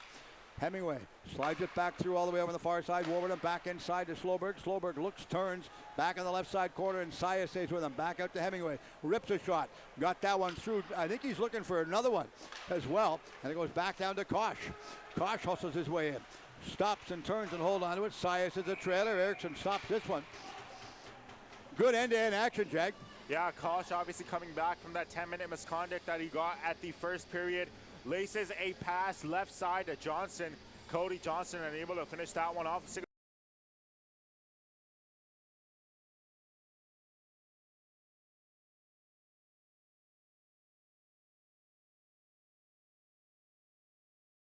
Keeping this a 4-4 game. So from the draw, they pull it back. Brookshaw trying to clear it back out. Unable to. This time it goes back around. Pilots on the power play for another minute and 4 seconds. Left side bumped off the puck and goes back to center ice area. This is grabbed by Sullivan inside. With Jarvis scoring 3 goals so far in the game, I think Hemingway wants to get his third in the contest coming up in the next while as well. Perhaps wants to prove anything you can do, I can do better. Very likely. Back inside. Right side corner, they'll grab it. Lobbed it. Stopped, kept inside by Sullivan. Sullivan to Edwards. Edwards at the hash marks. Back around the left side again. Back to Dornan. Dornan gives it back around. Nice long shot taken that time. Deflected out of play, so faceoff will stay in the corner with 33 seconds left in the minor penalty for Kennedy. Yeah, there you see the Abbotsford Pilots bench, but how about the crowd behind the Abbotsford Pilots bench as well? Great support. Fans making their way out from Abbotsford. I'm sure there's some fans who are out of town as well, coming in to support their team, their family, I should say, during the holiday season. A great crowd on hand here supporting the Pilots. Very much is a good crowd on hand today, and of course, just a little bit down the highway, and of course it's Sunday, so it's a nice easy drive as well. Yeah, no traffic. It shouldn't be, but never say never in the Lower Mainland. Back down inside the corner. They'll come out of the net, and Dillon stops it and leaves it for his own man. Oh. Kennedy stands up, waiting for it. Beats the traffic we have to face on Thursday nights. Every Thursday, as well as sometimes going into Delta on a Tuesday as well. Back down the far right side, they're hustling their way in. Dornan comes inside, waiting for it. Kennedy stands up, and Kennedy comes back out on the ice and gets control of the puck. Kennedy down the right side, looks going inside, back pass, back out in front. Stick was hooked off of the puck that time, and now they go back. Jang was the one that had it hooked. Steve Robinson not happy with that non-call in that one right there. And Kennedy intercepts it and goes back down with Jang coming inside. Kennedy far side, back to Jang. Jang sets it back up inside the corner. Back out to Petrie. Matheson's out there, couldn't get control. Now it back on the far side. Trying to get back through this time, but it was intercepted by Dornan, who deflected it wide. Kennedy back to Goyer. Goyer takes a shot off of the glove that time at Dillon and went over top of the net. And the Pilots get out the center ice area, and they just lob it inside the zone, and Kennedy intercepts it again. Kennedy to Goyer. Goyer works his way back in. Jang is the trailer. Shot taken by Matheson. Grabbed easily right there by Dillon, who held on that one. Not going to give that one back up at all. And now we'll have our half-period timeout with 7:30 left, Jack. Yeah, and there you see some of the Port Coquitlam Trailblazers. A reminder that coming up after this one, the next game coming up at 4 p.m., it'll be the Port Coquitlam Trailblazers right there taking on the Chilliwack Jets, of course. Great graphic here showing the games today. 4 p.m., the Jets playing the Trailblazers, and to round out day 2 of this Winter Classic, the Kodiaks, looking for their first win of the season, will take on the Grandview Steelers. Wouldn't that be an upset? The Kodiaks surprised the Steelers on that one. I mean, Steve, anything can happen. We talked about it in the pregame show. Any team can beat any team on any given night here in the PJHL. You know, I talked earlier on. Let's talk and see if we've got it pulled up. The All-Star game coming up that we should make mention about. Well, they've got this timeout. Yeah, the 2025 PJHL All-Star Games goes to the Port Coquitlam Trailblazers. We've talked about it for so long, Steve, and it's only a couple of weeks away. You and I are very much looking forward to that. And also just announced today the rosters for each conference for the 2025 PJHL All-Star Game. You can visit the website, the PJHL's website, to find out more. Yeah, that was posted up earlier today. I had a chance to talk to Trevor Alto, the league commissioner, earlier on. And Trevor later will be, I've talked to him, he said if he's not too busy, he would come over and join us. They can see some of the teams behind him over in the corner. So they'll come in the corner. Trailblazers getting ready for their matchup. I remember when they used to be the Buckaroos. Back around, taking a huge shot. That's deflected. Hemingway threw it inside, deflected off a Bagnall's stick. Yeah, the Buckaroos, they existed quite some time ago. That was long before you were even born, and I did the broadcast for Rogers TV then. Myself and Terry Murray did the broadcast then, and Terry is now living up in Kamloops. So I don't know if Terry listens in, but if he is, hi Terry, how you doing? Well, full circle, it's now called Rogers TV once again. It is. No longer Shaw. Well, that's when we did a game of the week for junior hockey in the Lower Mainland. Now they go back around again. They kept it inside. Funny bouncing puck and was bouncing around like a tennis ball. Now they go back out the center. Oh, a check by Thompson. Thompson got Lee. And Mr. Hemingway on the bench is not happy that there was no penalty on that one right there. Back around. Now we're going to have a penalty. Soares comes inside. Linemen go inside and tell everybody just back off, Sunshine. We're going to have the sun come up tomorrow, but the biggest thing we're going to have right now, we're going to have a penalty assist. Wow, 2 massive open ice hits, wow. Steve. I mean, I talked about it yesterday as well because we had a game on Hockey Night in Canada yesterday where there was a similar open ice hit between the Calgary Flames and the San Jose Sharks. Now heading to the box, it'll be a boarding call, and I am not arguing. Nope. Oh, checking from behind.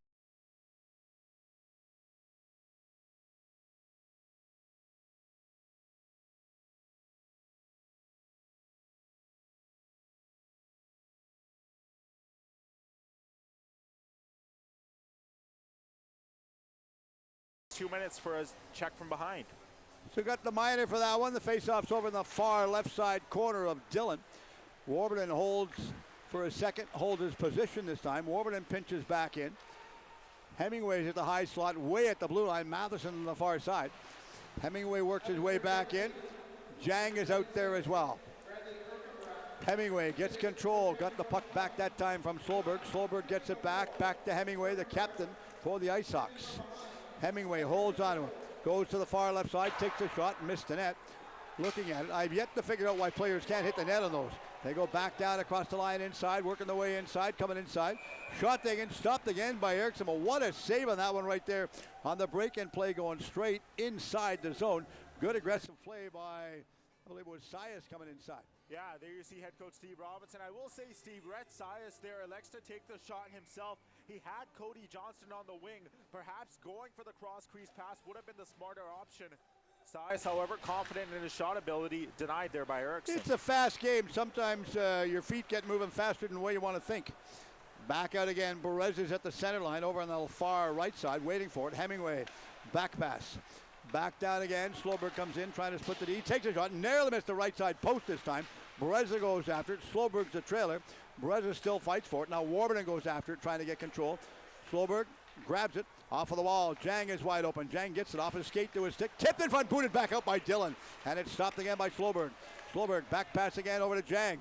Jang, left side wall.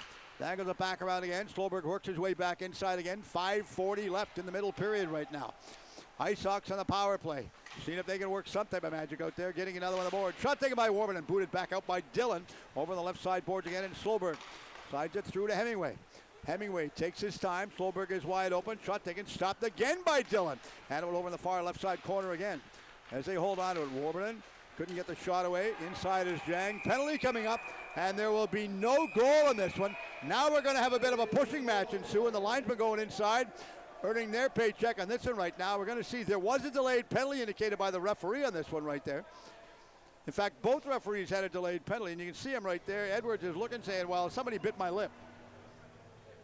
That seems to be the case, as Warburton is also heading off. I think Warburton might have broken his stick. Edwards and Warburton continuing to jaw at one another back and forth.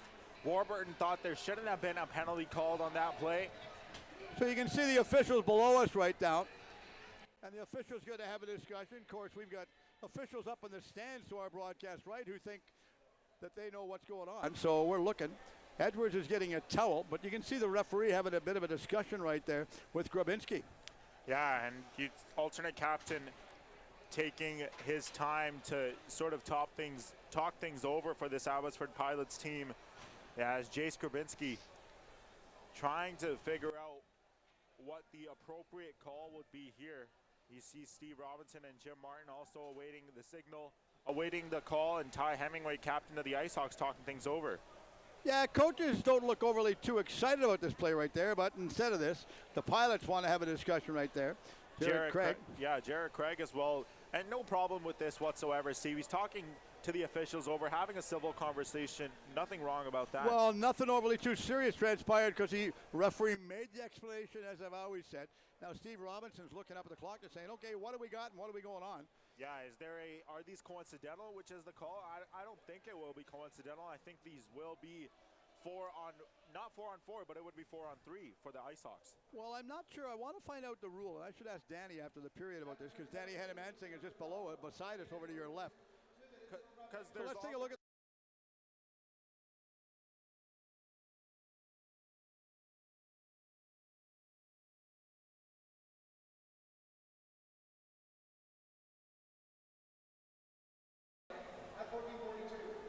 So Keith had a discussion with the timekeeper, or pardon me, the officials about something. I'm not sure what.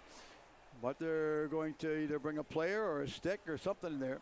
So the puck, if they're bringing a player, the puck was, I guess it was dropped too quick. So they had the face-off. So Medella come over.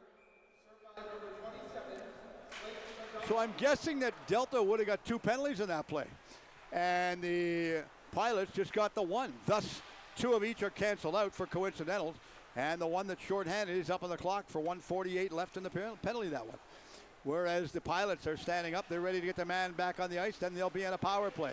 They turn, trying to go after this one. Swatted it back loose, unable to grab it, and Sullivan intercepted it. So Sullivan goes after it. So now the Pilots are on a power play, and Eckenbrack breaks down their far left side. Back out to center, taking off the puck. Jordan was collided. Now Kennedy inside his own zone. Petrie straight forward inside to Matheson. Straight down the left side wall. Matheson hustles his way back inside again, going after it. Jonah stayed with him, and it's grabbed and intercepted, and Sullivan out to center. Sullivan far side to Dornan. Sullivan stays on side. Rings it around the wall with Sullivan going after the hash marks to grab it and keep it onside. A minute left in their power play. Sullivan far side to get it back to Eckenbrack. Shot taken, stopped by Eriksson off of the back boards. The pads and the backboards and deflected wide. And finally they cleared this one all the way back down the ice. Good clearing dump out play that time by Kennedy. And they intercept it and go the other way with Dornan. Inside the zone. Back around. Sullivan rings it around the boards. Eriksson stops it. Shot it. Sullivan intercepted it and keeping it onside and going after this one's going to be Sim. Sim back to Dornan. Dornan slides it inside. Dornan pinched back in from the blue line area. Nice play to pinch back in from the blue line area to keep that one onside. And now we go back the other way. It's still inside the corner. Goes back out to Dornan at the blue line. Dornan held onto it. Waits. Sim goes after him and it's grabbed by Stafford, but it was offside. Narrowly offside. The coaching staff for Abbotsford saying no, it wasn't. And the linesman said yes, it was. There you see Jared Craig as well as Corwin Koch and Ben White, the coaching staff for this Abbotsford Pilots team.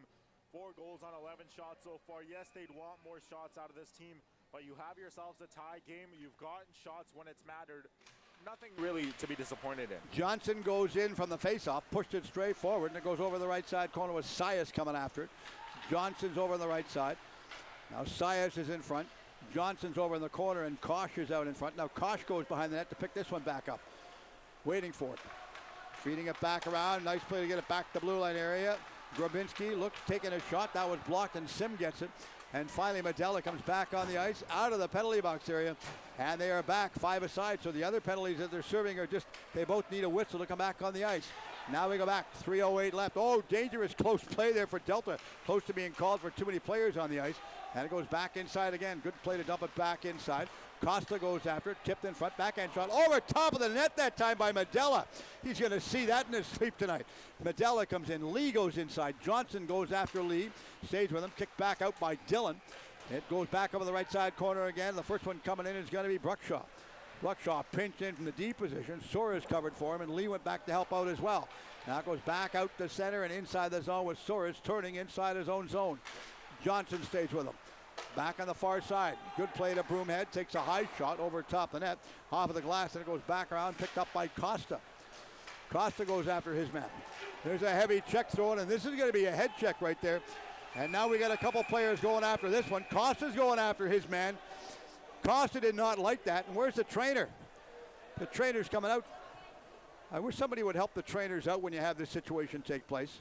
And just as I said that, they go out and help her out. That's the way it should happen right there. Referees are going to have a discussion. This is going to be an interesting call. I would not be, and I'm a guessing man right now. See, Brandy is surrounded by a bunch of our friends. Wouldn't be a bit surprised if this is going to be 5. And I'm saying that honestly just because of the severity of the hit right there, because he's not flopping on the ice like a seal in the water. He got really leveled. Yeah, it seems you see the officials down there. Yeah, you see the officials coming together and talking things over, making sure and ensuring that the correct call is made. And yeah, and he's going to go right to the dressing room as well. And obviously not what you want to see, but Red Sias looks like he's heading to the box. A bit of a check to the head. He's holding on to his head as he's going off. That was more than a bit of a check to the head. He got level jacked. Let's take a look at this one.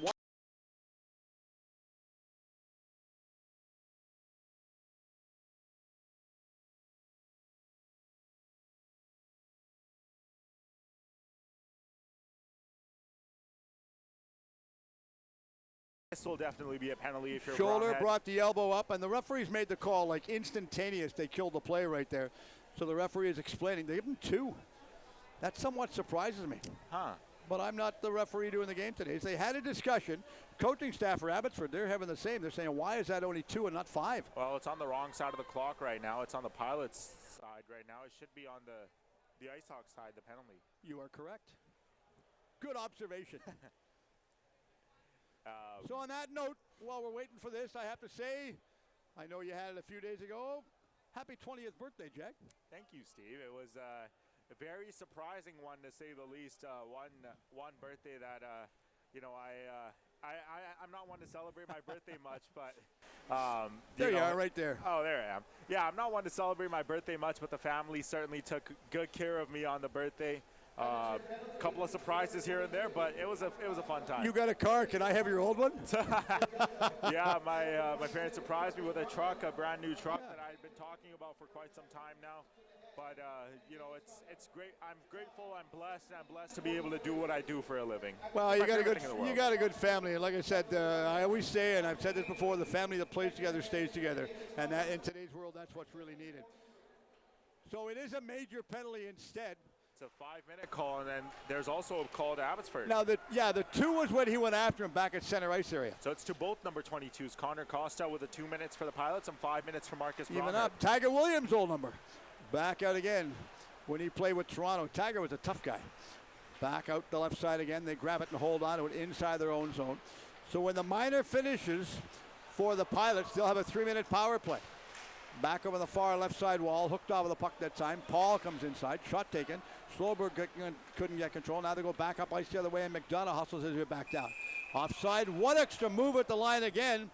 And Jarvis is having some nasty words with Soares. They're talking about Christmas presents they didn't like, obviously.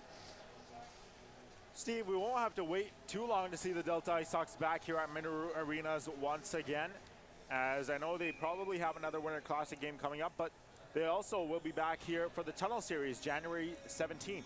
We'll get all that up later on. Back on the far side again. They grab it, throw it straight forward inside the zone. Jonah dumped it. He throws it inside. Pilots tag up and nullify the offside. And we're still playing 4-on-4 for 1 minute and 12 seconds, and the Pilots will be on a power play. Bereza reverses. Hemingway throws it back around. Bereza on the left side. Hemingway gets it back, up over center. McDonough goes after him. Sloberg carefully played across the line. Unable to hold on to it, and Soares hadn't misplayed it. Now it's offside. So you saw that how it played out. I have to make mention of this one really quick. It was offside over the far side, and it went offside. The linesman had to move towards the center line, so he wasn't going to get trapped there. When he moved to center, the other linesman from center moved up to cover the line. So good communication and good coverage for the linesman. Well, communication is key in all given parts of life, and great communication from the officials there as well. Good communication between Steve Robinson and Jim Martin as well. I've seen them talking to one another all game long. Completely, which is what they want to do. So they go wait for this one as they hold on to it. Waiting for it. Out to the blue line area. They twist and turn again, and Paul has control, and Paul gives it back inside his own zone to Sullivan. Sullivan to Johnson. 1 minute left in period number 2 right now. Jang is doing a good job forechecking. Back on the far side again. Johnson looks, holds onto it. He gets control. Now they rip it back out, and Matheson trying to get it back to Jang. Unable to, and Paul throws it straight forward, but it was grabbed by Goyer, and Goyer reverses inside his own zone. Goyer got it away from Kosh. Stretch pass back into Matheson's onside. Shot taken, shoot, scores! A 4-on-4 goal right there with 19 seconds in. They slid it straight up the middle part of the ice right there.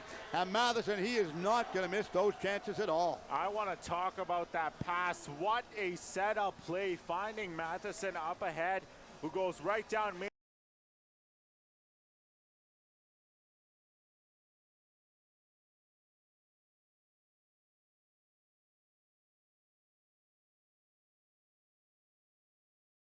Straight up the middle, as you alluded to, Jag, and just got behind both D on that play right there. Playing 4-on-4. So Kennedy is going to go after this one. That's not the finish of the period that the Pilots wanted to have. So they throw it inside their own zone this time as they twist and turn, and Grabinski holds onto it. Grabinski back down to center, up on the right side this time, over center, throws this one back inside the corner, and chasing it back around is going to be Goyer. Jarvis comes inside to try and get control, unable to. Goyer splits, goes down the middle. Goyer goes to the outside, cuts in front, takes a shot, jammed back, and it goes all the way back down inside their own zone, and Petrie will pick this one back up. Petrie holds onto it, the buzzer goes. 10, period number 2, an absolutely electric period number 2, with the Pilots going back down, and they find themselves trailing by 1 after 2 periods of play, Jack. Well, Steve, we started this period with a 3-3 tie. That is not how we end this period. 3 goals scored. Connor Jarvis scoring his hat-trick goal, but the last 2 goals of the period period have been scored by the Delta Ice Hawks. One from Captain Ty Hemingway, his second of the game, and Ryden Matheson down Main Street with a few seconds left to go in the period is able to make it a 5-4 lead for the Delta Ice Hawks. Well, you talk about power plays and penalties. I mean, so far, not a lot of power play production right there, but the second period in this game actually saw Jarvis come back and get his 23rd of the season, and then the Ice Hawks come back and rebounded with two of their own, Matheson as well as Hemingway, and that's what they want. Hemingway's got two in the night. He would love to have another one, and Jarvis has three. So far, getting productivity and production from the both players. Yeah, both players have been absolutely phenomenal. And of course, these are players that have recently been named to the PJHL's All-Star game. Yeah. Connor Jarvis obviously being a part of it. Mateo Soberg, the leading scorer for the Delta Ice Hawks, a part of it as well. These are players that have that experience playing at the high level, at a elite level, to put it that way, and now will represent their teams in Coquitlam. Yeah, and that's always a nice feeling to get your players represented for the All-Star game moving up, considering the All-Star game is back, which I really applaud for the league to bring it back and put it on, because it's a way of showcasing not just your talent, especially when they're going to move and elevate themselves up to Tier 1 status. Yeah, I definitely want to check the last time the All-Star game was played. It feels like it was only a few years ago, but for yours truly, it's my first time where I'm involved with the league and I'm involved in the All-Star game, so I'm really looking forward to going out and taking that in. Yeah, it's always a lot of fun to cover because this is what they call sort of the best of the best. And, of course, not all the teams, as we looked earlier on, not all the teams have players that are playing in the All-Star game. Port Moody doesn't have any. I believe Aldergrove does not have any as well. They have one.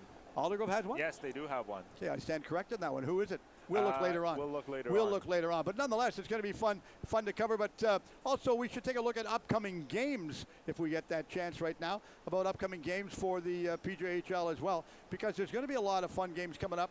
And, of course, as we're rounding out the end of December right now, heading in towards January, the latter part of the season, I guess week and a half before trading deadline, so that's really going to be interesting. Yeah, and of course, coming up, we have a few games coming up here for the PJHL Winter Classic. I talked about it. Chilliwack and Poco coming up next, 4 o'clock local time here from Minter Arenas. Rounding out the day today, Aldergrove will take on Grandview in a true clash of the Titans, to put it that way. Two very good teams, the 4 p.m. and the 7 p.m. matchup today. And of course, Winter Classic action continues tomorrow as well. Well, I think we're going to take a little bit of time out right now as they're doing the ice. I had a guest coming, but sort of got stood up. So we're going to take a little bit of a time out. Maybe grab a hot chocolate. Come on back and join us for the call for period 3 with the Ice Hawks leading 5-4 after 40 minutes of play.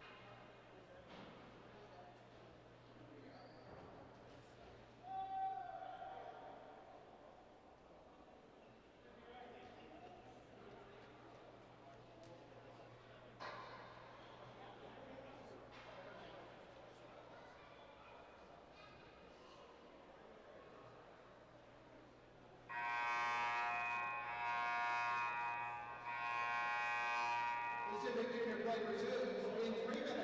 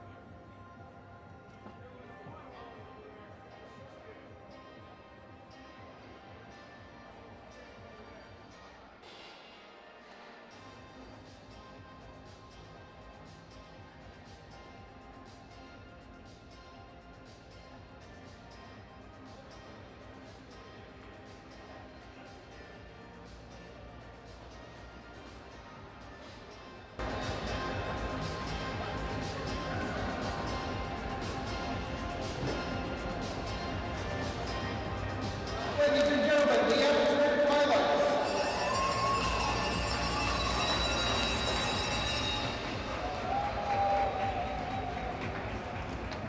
And the double ice hogs.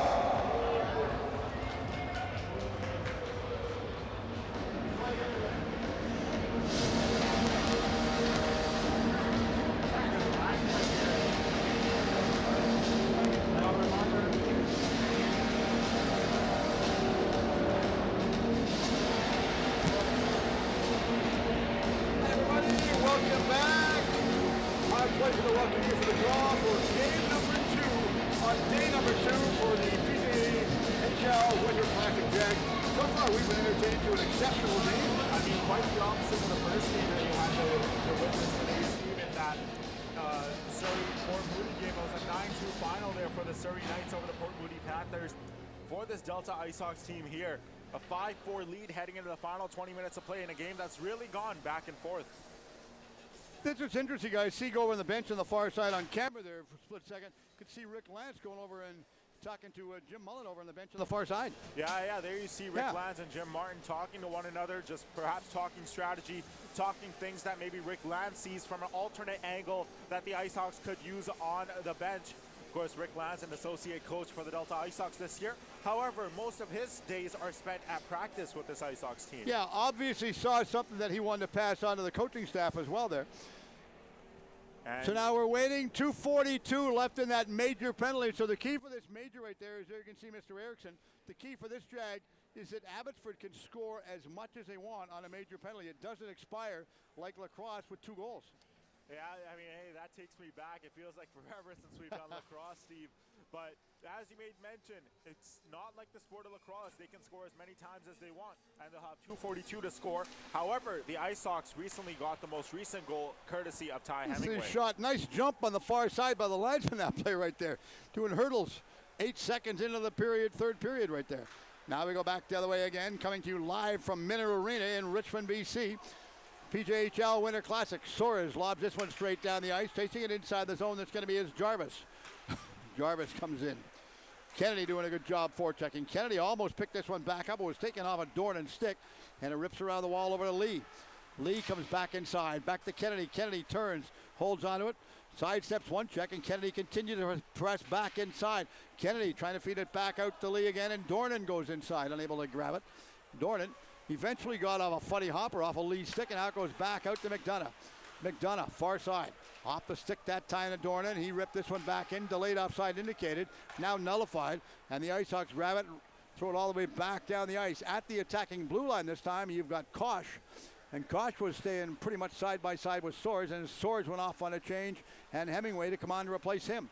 Left side wall. McDonough cuts back to the middle part of the ice. Stafford stays with him. This is grab. Rebound right there. Erickson got a piece of it and knocked it back over the right side corner. Sullivan pinches back in.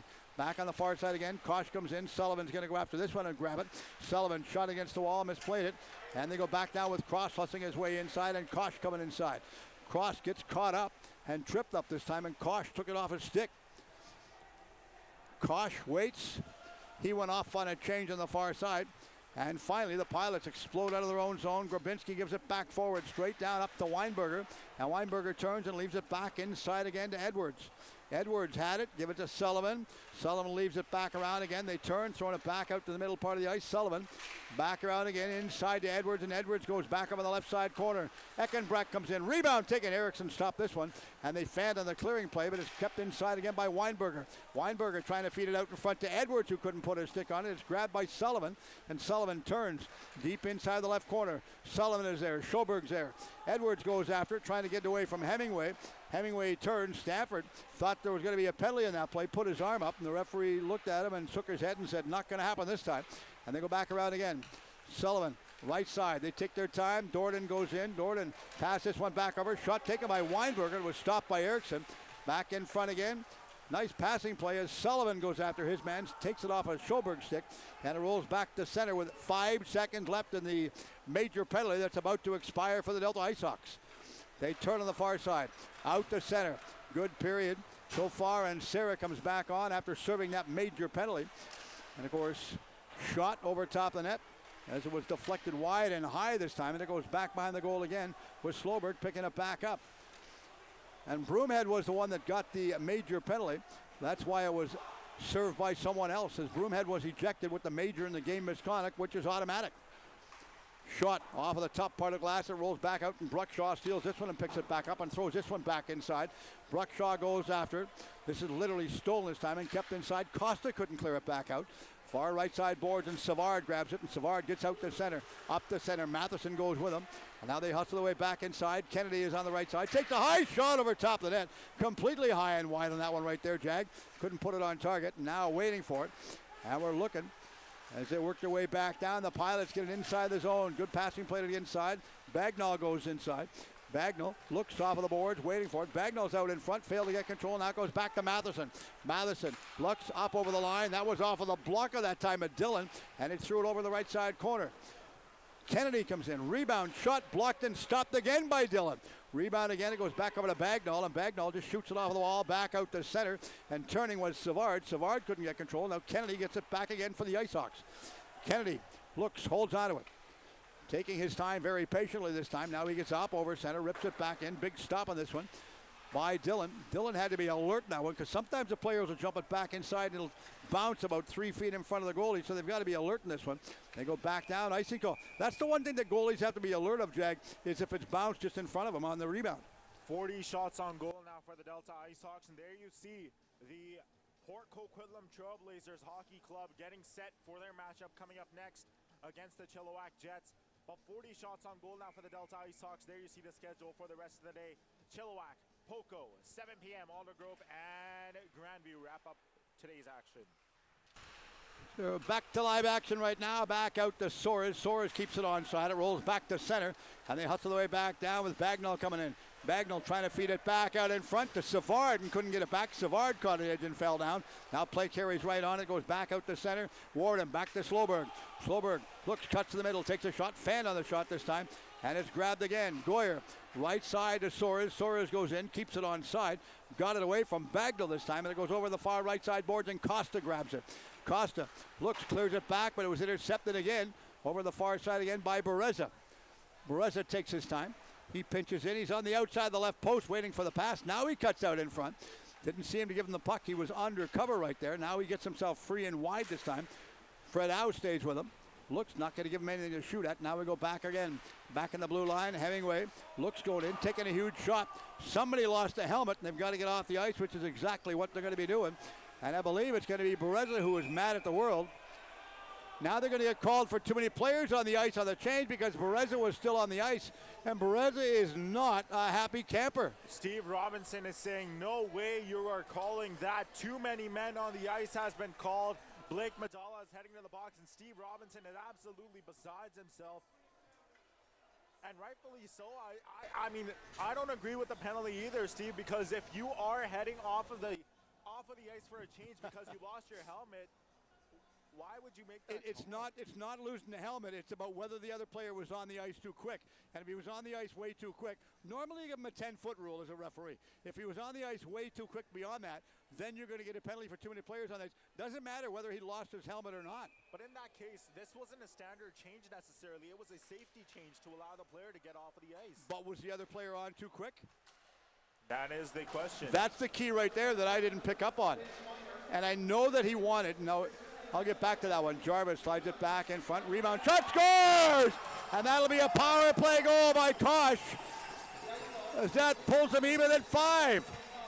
14 seconds is all it takes on the man advantage, as finding the back of the net is Hudson Koch, and he makes up for the earlier 10 minutes.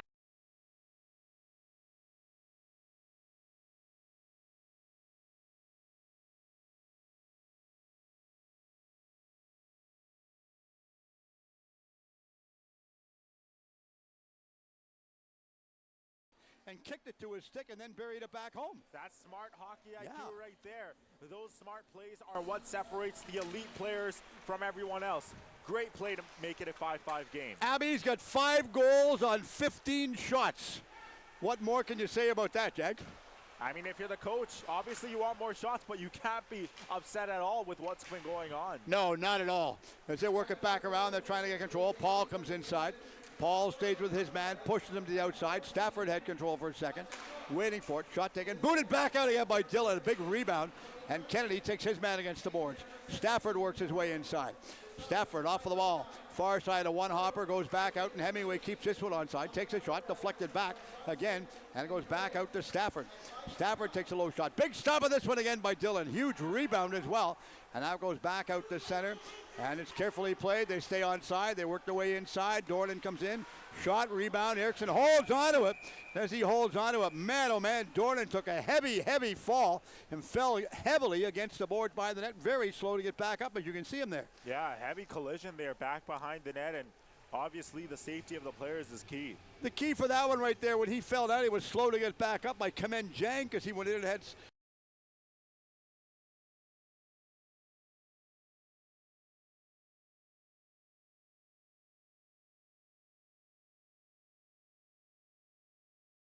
Well, he just caught an edge and fell down. He tried to turn too deep, too sharp, and that'll happen to you when you cut inside. Sometimes your feet are too far away from your body, and that's what causes you to fall down. Now it goes back around again, waiting for it. Costa's on the far side. Couldn't get control. This is stolen by Cross. Cross takes a shot off of the crossbar, far side. It bounces back out to the line, and Johnson intercepts it and throws it inside the zone with Petrie picking it back up. Petrie lobs it back around again. Couldn't get it back to Cross. They turn and they hold on to it, and the Pilots up over center. Kosh rips it back in. Eriksson had to grab it, holding on to it, and he wants to hold on to this one. I think he just wants to settle his team down, because he's, from a goaltender's point of view, he can see a little bit of chaos, and what a better way to get a line change. There you see Steve Robinson, Jim Martin, and Carson Hemingway's team was obviously not too happy with the too many men called against Blake Matala as Danny Bereza was coming off for the change. But Steve, to your point, the key with that is, did the player come on the ice too quickly? We'll have to watch back and find out. Well, they've got to watch that and be aware of that one. That's what they have to do. So Goyer had it in the corner. Goyer cleared it, not out. Costa's on the left side. Over on the far right side is Sias. Sias got the shot away, and it's grabbed behind the line. Soares picks it back up. Soares trying to get it to Warburton. Out, Sloberg, couldn't get it out of the zone this time. Costa tipped it back inside. It goes back up to Goyer. Goyer bumped off of the puck by Johnson. Johnson turns. Now it's back behind the net again. Good defensive play that time by Soares. Now they twist and turn. They go back all the way out the other way, and they get it up the center, and Sloberg hustles his way back down. Sloberg works his way in. Bereza's in there. Warburton's there. Bereza shoots and scores! The little guy with a big heart buries a biscuit in the basket and pops it back home. Makes up for the frustration he had earlier on, Jag, about the helmet coming off. And he tells the other bench that too. You need someone to come up big in clutch time. Look no further than Danny Bereza. He finds the back of the net.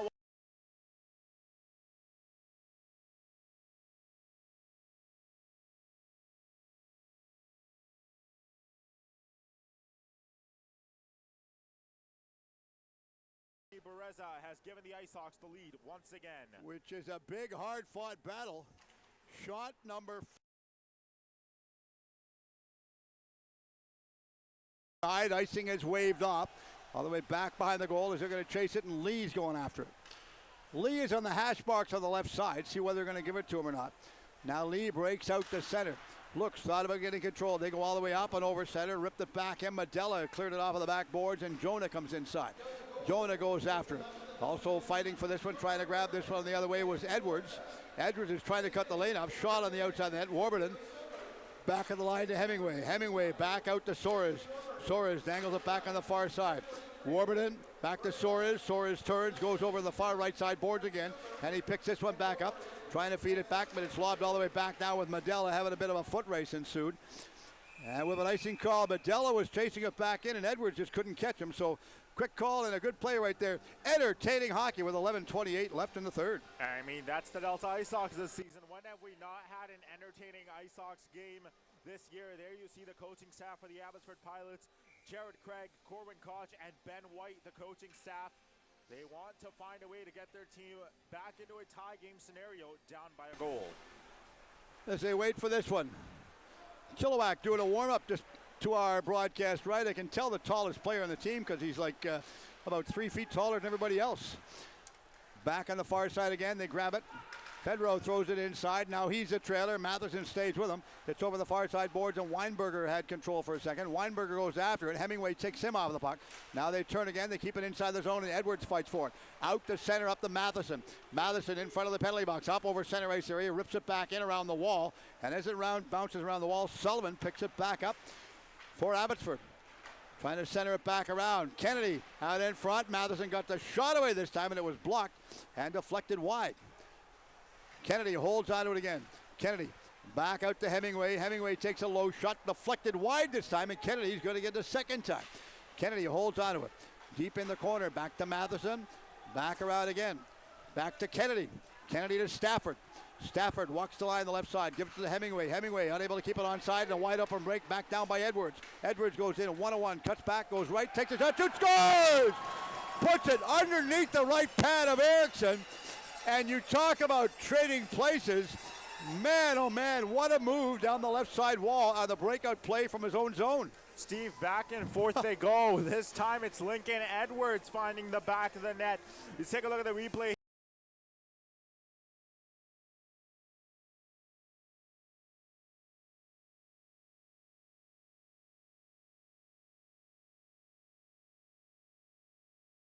It's like back and forth we go. They just won't go down.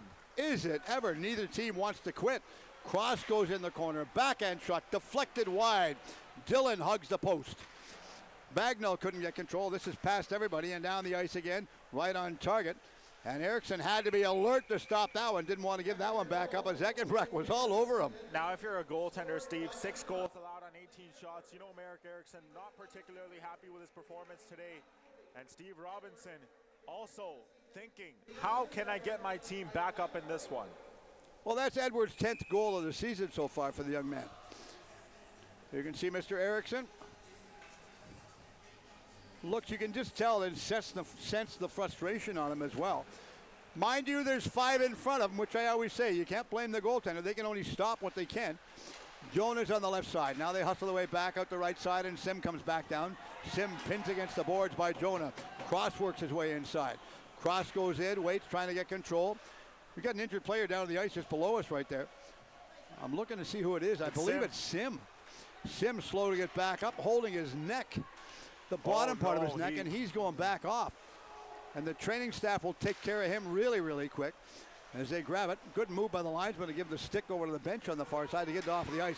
Now we go back the other way, straight down. Petrie coming in. Petrie rips a shot, deflected, shoot, scores! Bereza gets another one, and Danny Bereza gives him the lead once again.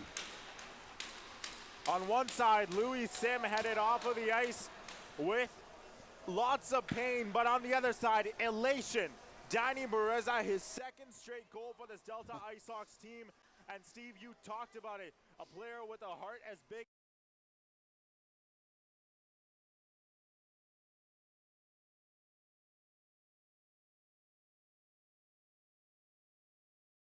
Let him get behind him that time and couldn't catch him. So Soares gives it back over the far side.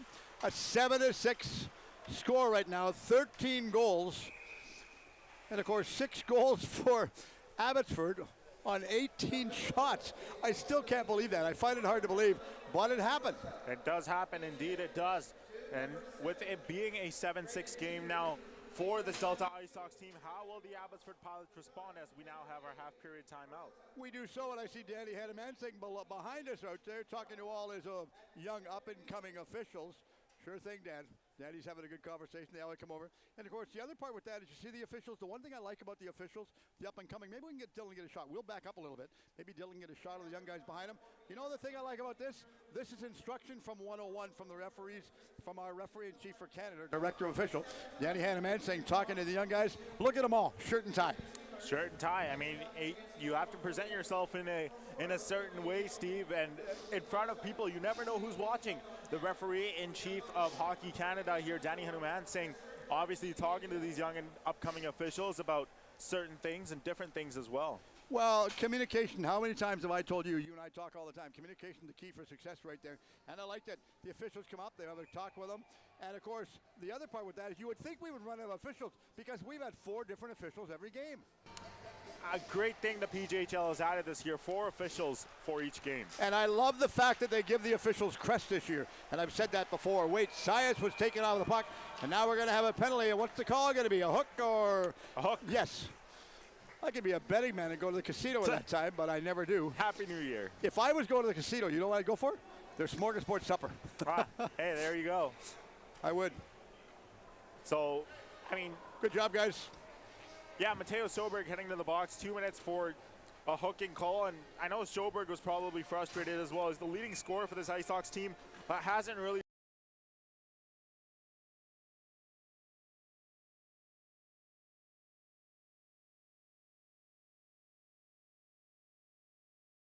a long-time show in the 60s, and you'll enjoy it, actually. It was a police show. As they chase this one back in, the grandparents are going, we know what you're talking about. So they go back out to center, up and over center, and Jarvis goes inside. Offside at the line right now. Of course, as we're expecting our next game, I have to make mention, it sounds strange when I'm telling people this, but it's true. I'm actually expecting my great-grandchild to be born today up in Kamloops. Oh, well, you know, an early congratulations to you and your family, Steve, as... Oh, my daughter's happy. Oh, there you go. My daughter wants to be another grandma. So from the draw, it goes all the way back over, far right side. And, of course, my granddaughter, who her brother is Bradley Labus, who's reffing in the Western Hockey League now, as well as at Delta PD. Jarvis holds on to this one. Takes his time, takes it, shoots it back in. Nice stop on this time by Stafford, who kicked it back out with his skate. Stafford rips it around the wall. They hold on to it, but they cleared it all the way back around this time, chasing it inside the zone. And looking at it, the Pilots have a power play for another minute and 8 seconds, and they find themselves trailing by 1 goal. See what they can make happen right now. Now they go back out. Jarvis down the left side, gets inside, gets past Warburton, gets around Soros. Now they go back inside again. Staying with him, Soros stays with his man against the ball. Johnson comes inside. Now they grab it again, cleared it back around. Solberg couldn't clear it back out. Kosh kept it onside, and it goes back inside the zone one more time. McDonough held onto it. Back to Kosh. Kosh turns.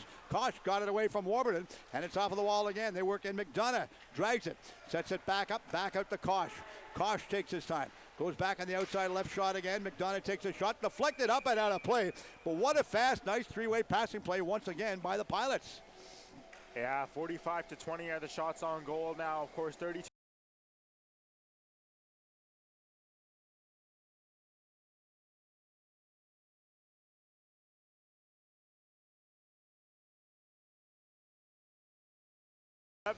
That's just how this game has been. Back and forth they go. These teams will not go down without a fight. Yeah, normally you and I are saying they had to tie the game at 2 or 3, not 7. I can't remember the last time you and I even said that word. Back around again. Nice stop by Sullivan. Sullivan kept it inside the zone. Sullivan's a trailer. Kennedy's trying to cut the lane off this time. Hemingway goes inside. Kennedy stays out in front. It's back over the far side wall. It's grabbed by Sias. Sias takes his time going inside, takes a shot, stopped by Erickson. Big rebound, kicked back out. Erickson hugs the outside right post this time. And this is grabbed by Kennedy, who clears it. Not out, kept in by Sullivan this time. And it goes back all the way over the far side again, and Stafford stole it. Grab, nice dump out play by Hemingway to get it back around. The captain got it back down, and the minor penalty for Sloberg has expired. So we are back 5 aside. Sloberg hustles his way back in. Turning behind the net was Sias. And forechecking again is Sloberg. Never mind turning the first time. He got it the second time again. Continue to press back in. Sloberg looks. He's got afterburners on his skates. He's like a jet flying out there right now. Soaring high. Oh, sorry. The Jets are playing next game. Back again as they work around. They're still playing. I know. Well, they're big ones. Shot taken. Stopped again. Sloberg got a backhand shot. Sloberg gives a little bit of push in front of the net that time. Back around. And Eckenbrock skates away and sort of smiles and says, "You're not going to do that twice." Well, Steve, both teams in this game are technically patrons of the sky. The Ice Hawks flying in the sky. The Pilots, well, they're airplanes. And with the Jets, they're jets. They're self-explanatory. So I think either way, using that reference works. I'm hoping. Flying all over the place. I'm hoping. They are soaring like eagles as well. Back around again. They wait for it. They pick this one back up. Looks, cuts back the middle. Sloberg rips a shot. Narrowly missed the right side post. Warburton's there. Perez is in there. Perez is looking for goal number 3 today. Looks, picks his stick back up. Now Bereza goes back out to center. I think he's going to go off on a change. He's favoring his right arm. Keep an eye on Bereza as he's holding on to his right arm as he sits back down. Looking at it. Jim Mullen had a look at him as well. And the trainer, I haven't seen the trainer return back to the bench yet again after the last player.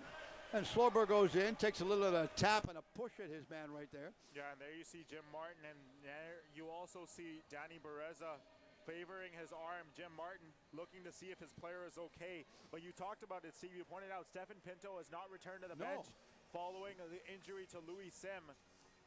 And Bereza is now heading back as well. Yeah, Bereza just went back with Pinto as well. We just saw them leave right there. You never like to see players get injured regardless of the team and regardless of the sport. I mean, Edward already said they have a few guys down, an injury right now, so it would be quite the blow for the Ice Hawks. Yeah, they're missing players out of the roster again, waiting for it. Going inside as Matheson takes the high shot, deflected wide. 6 minutes left in the third. Back out to Petrie. Petrie takes a low shot. Big stop again by Dillon. Holds onto it, but he gave up a big rebound on this one right there. And Matheson couldn't get control on the rebound. Now they go back down. Kosh is working his way inside. Sias comes in. Out of Sias' reach. Kosh goes over on the far left side.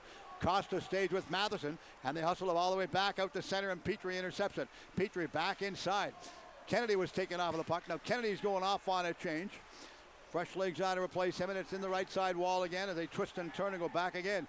Goyer held onto it. Goyer high slot, takes a shot off of the glove that time of Dillon, and it deflected over the right side corner, but now it goes on the left side. Long high deflected out in front, right in front of the bench this time for the Pilots, but they tipped it back down on a bit of a golf shot right there. Back out to center, and Petrie intercepted it. Petrie misplayed it. It goes back the other way again, across the line. Johnson comes inside. Johnson turns, gets away from his man, and they throw it back forward. Coming onto the ice on the change right there was Lee. Lee goes in, crosses the trailer, crosses in front. Sarah is out there. Couldn't grab this one. Just under 5 left. This is tipped inside. Icing is waved off. Will it be a high stick? It'll be an icing call on the play. No, pardon me. It's going to be an offside. I stand corrected. It's going to be an offside because he was over the line. Now for the Ice Hawks, it's all about conserving this lead. 4:49 to go here in the third. It's a 1-goal game. You know the Pilots are going to be pressing forward and forward. I wouldn't be surprised if the Pilots pull their goaltender in a couple minutes. I'll explain the call. It was dumped back down. It was delayed offside indicated, but because it was dumped down behind the center line, icing takes priority over the offside call, so thus the faceoff back down inside their own zone. Sora's got the shot away. That was blocked. Does that make sense? Yes, sir. Okay, just to let you know.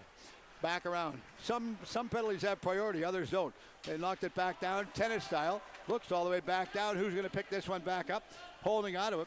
Hemingway grabs it, so there's no high stick in the play right there. Now they throw it back, and Lee lobs it back over to Sarah on the far side. Sarah's in front of his own bench, pinned against the board by Savard. Savard comes inside, waits. A couple players got upended. Now play carries right on, and Jonah gets control in front of the penalty box area.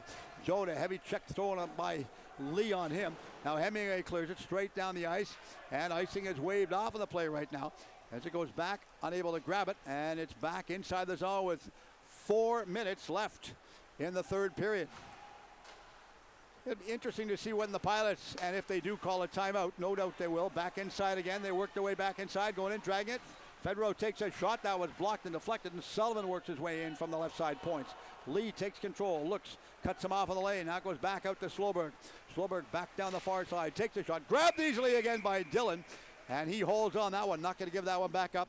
That is shot number 49 the young man has stopped so far in the game today. Yeah, and of course, 7 goals allowed by Jovinton. Also 42 saves on 49 shots for the goaltender. An incredible feat nonetheless. There you see Jared Craig, head coach for the Pilots. They're having a good conversation over on the far side this time. Now they get a long stretch pass back down across the line. Johnson comes inside. Johnson trying to get it back out to Sayas, who is wide open. Kosh is in there, feeding it back out. Kosh knocks it back down, grabs it, pins it inside the zone and gets it away from Warburton. Warburton stays with Kosh. Now they go back the other way, and Bereza looks like he's healthy because he's back on the ice, Jack. That's a positive sign for the Ice Hawks right there. Bereza looks back into Warburton. Warburton is out there. Sloberg's off of the wall on the right side. They work their way inside, back out in the middle part of the ice. Bereza takes a shot, booted back out by Dillon. Had it over in the corner on the right side again, and they're grabbing it. Trying again. It's Sloberg off of the wall. Warburton's in there. Sloberg back to Warburton. Couldn't put his stick on it. A little bit out of the reach of his stick this time. And Bereza comes out to the center area waiting for the extended pass. Sayers is off of the wall. This is deflected wide on the far side. Bruckshaw works his way inside. Bruckshaw kept it inside. Back to Warburton. Bruckshaw gives it back out, unable to get control of it. I don't think Bereza expected the pass back out to the blue line as they wait for it. Bereza back to Stafford. The three forwards up, and Delta's going to be getting a penalty right now. And this was going off on a change. That's Connor Jarvis, I believe, the all-star for the Abbotsford Pilots, and this would be a massive blow for this Abbotsford Pilots team. Is this going to be Sloberg? Looks like it will be Mateo Solberg. So the leading scorers for both teams getting into it there as Solberg is heading off, and obviously the crowd here letting them know their thoughts. But yeah, something that's not needed, especially going off on a line change. And Jarvis got upended right there. Those are what you don't need in the contest today. You're playing a real hard-fought game. So, you know, realistically, keep all the garbage out of the game, especially when you're going off, and especially when the linesman's right between the two of you. Yeah, no, 100%. As Jarvis is getting up, he's slowly making his way back up to his feet. So the officials have made their discussion right now and their decision. Let's take a look and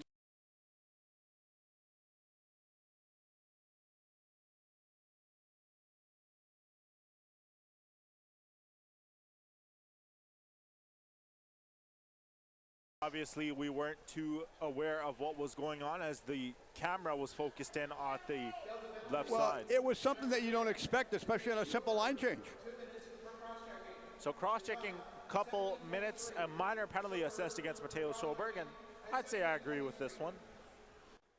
So you can see the coaching staff for Abbotsford talking to the official. Yeah, the coaching staff want a 4-minute penalty in this one right there. But the one thing that we said before, the officials did have a discussion. Got to be a little bit more stressful for Steve Robinson as he looks and sees his team taking what you and I would consider to be an undisciplined penalty, Jack. Yeah, 100%. It's not needed at all. 2:37 to go here in the third. That one could have been avoided for sure. Well, especially when you know that time is counting down and you're only up narrowly by 1 goal right there. So coming in as McDonald took the draw. McDonough pushed it straight forward, and Hemingway cleared it all the way down the ice again, and Dornan couldn't get control. Ice Hawks running a 1-1-2 defensive penalty kill situation on the play right now. Now they have the cross pass back on the far side again. Hemingway throws it back forward inside the zone, and Kennedy's going to be the first one chasing it back around. Jarvis takes it behind his net. Over the right side, now cut to the left side this time, and Jarvis holds on again. Jarvis back inside, sets it back up to Dornan, back to Jarvis. Kosh comes inside. Kosh got it, and it was deflected back, and Kennedy goes off on a change for the Ice Hawks. So Kennedy steps off. On to replace him is Bereza. Turning, picking up some valuable speed is McDonough. McDonough works his way back down, going against the Wards. Matheson stays with him. It's over the left side wall again, and Kosh hustles his way in. Kosh goes after it. Dornan's calling for it. Gets control. The goaltender's out for the extra attacker. Shot back. Low, high shot right there. Deflected wide over top. The initial shot was low, but it was deflected in front and went really high over top of the net. Now it goes back against the wall. Looks a long dump out play. Jarvis is going to chase it. And of course, icing waved off. They're still killing the minor penalty with 49 seconds in it right there. And this is a huge power play for the Pilots. Back out to Kosh. Kosh, left side corner. Out in front is Edwards. Edwards couldn't get. Jarvis takes the shot. Rebound, booted, stopped again, and Kosh couldn't put his stick on it. Kosh centers it in front. Tipped in front again by Edwards. Scramble. And everybody is inside there, and the linesmen go inside and move everybody out of the way. A little bit of pushing and shoving, and the referee says that's all there's going to be, boys. We're not going to have any more on the play right now. And there you see the physicality obviously coming into effect with both of these teams wanting to ensure that they do whatever it takes for the Abbotsford Pilots trying to get themselves into a tie game scenario for the Delta Ice Hawks, keeping this lead to stay.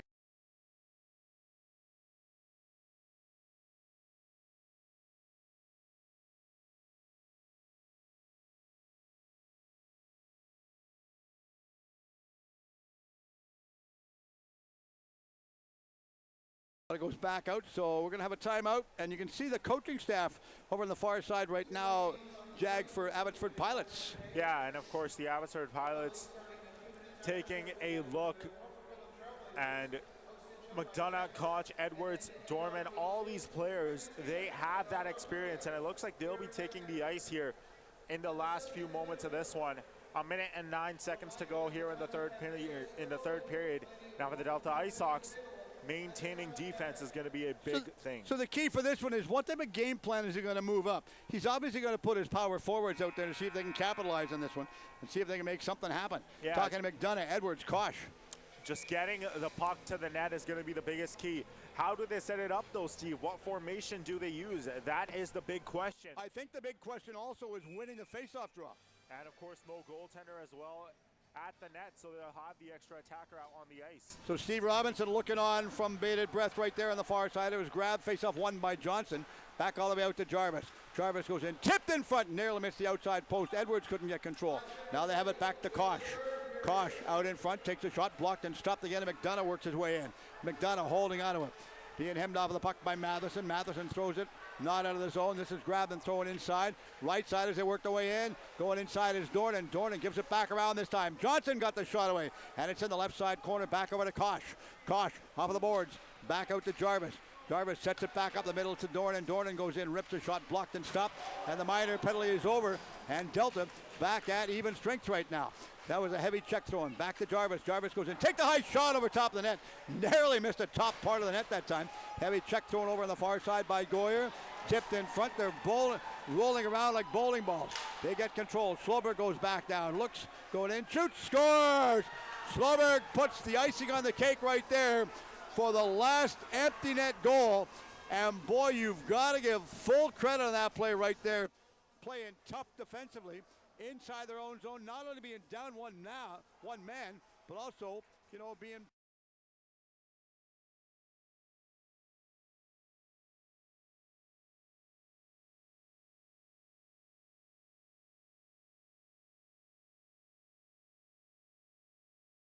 there made by Merrick Oaks in a goaltending clinic as the Ice Hawks able to find the icing on the cake.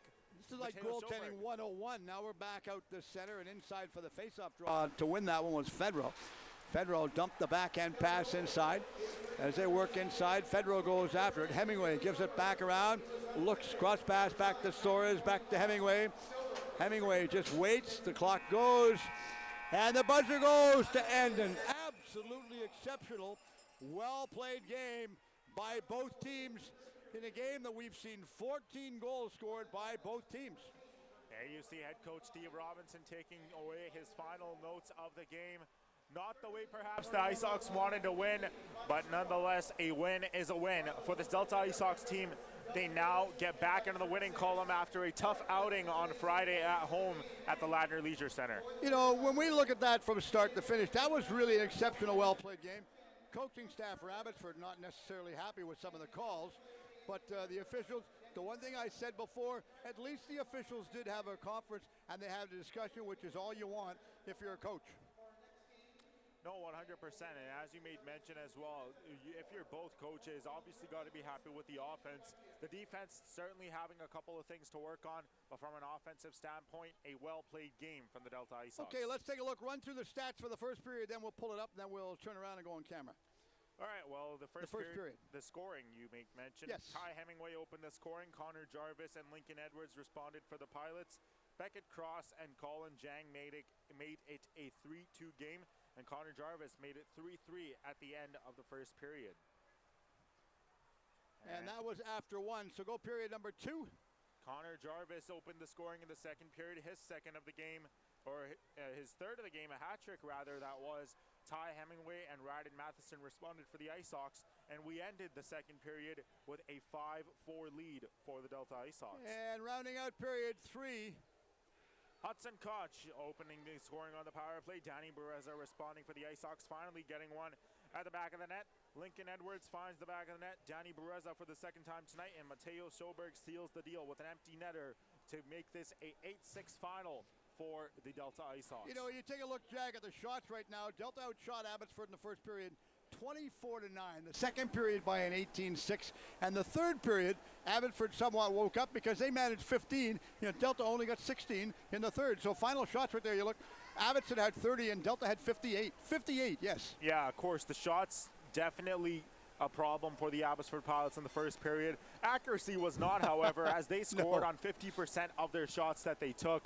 No problem in the accuracy whatsoever. And I'll sound like a broken record when I say this, but sometimes quality does matter over quantity. You get quality shots to the net, who cares how many you take? As long as it goes in, as long as the shots go in, as long as the puck finds the back of that red line, you're good.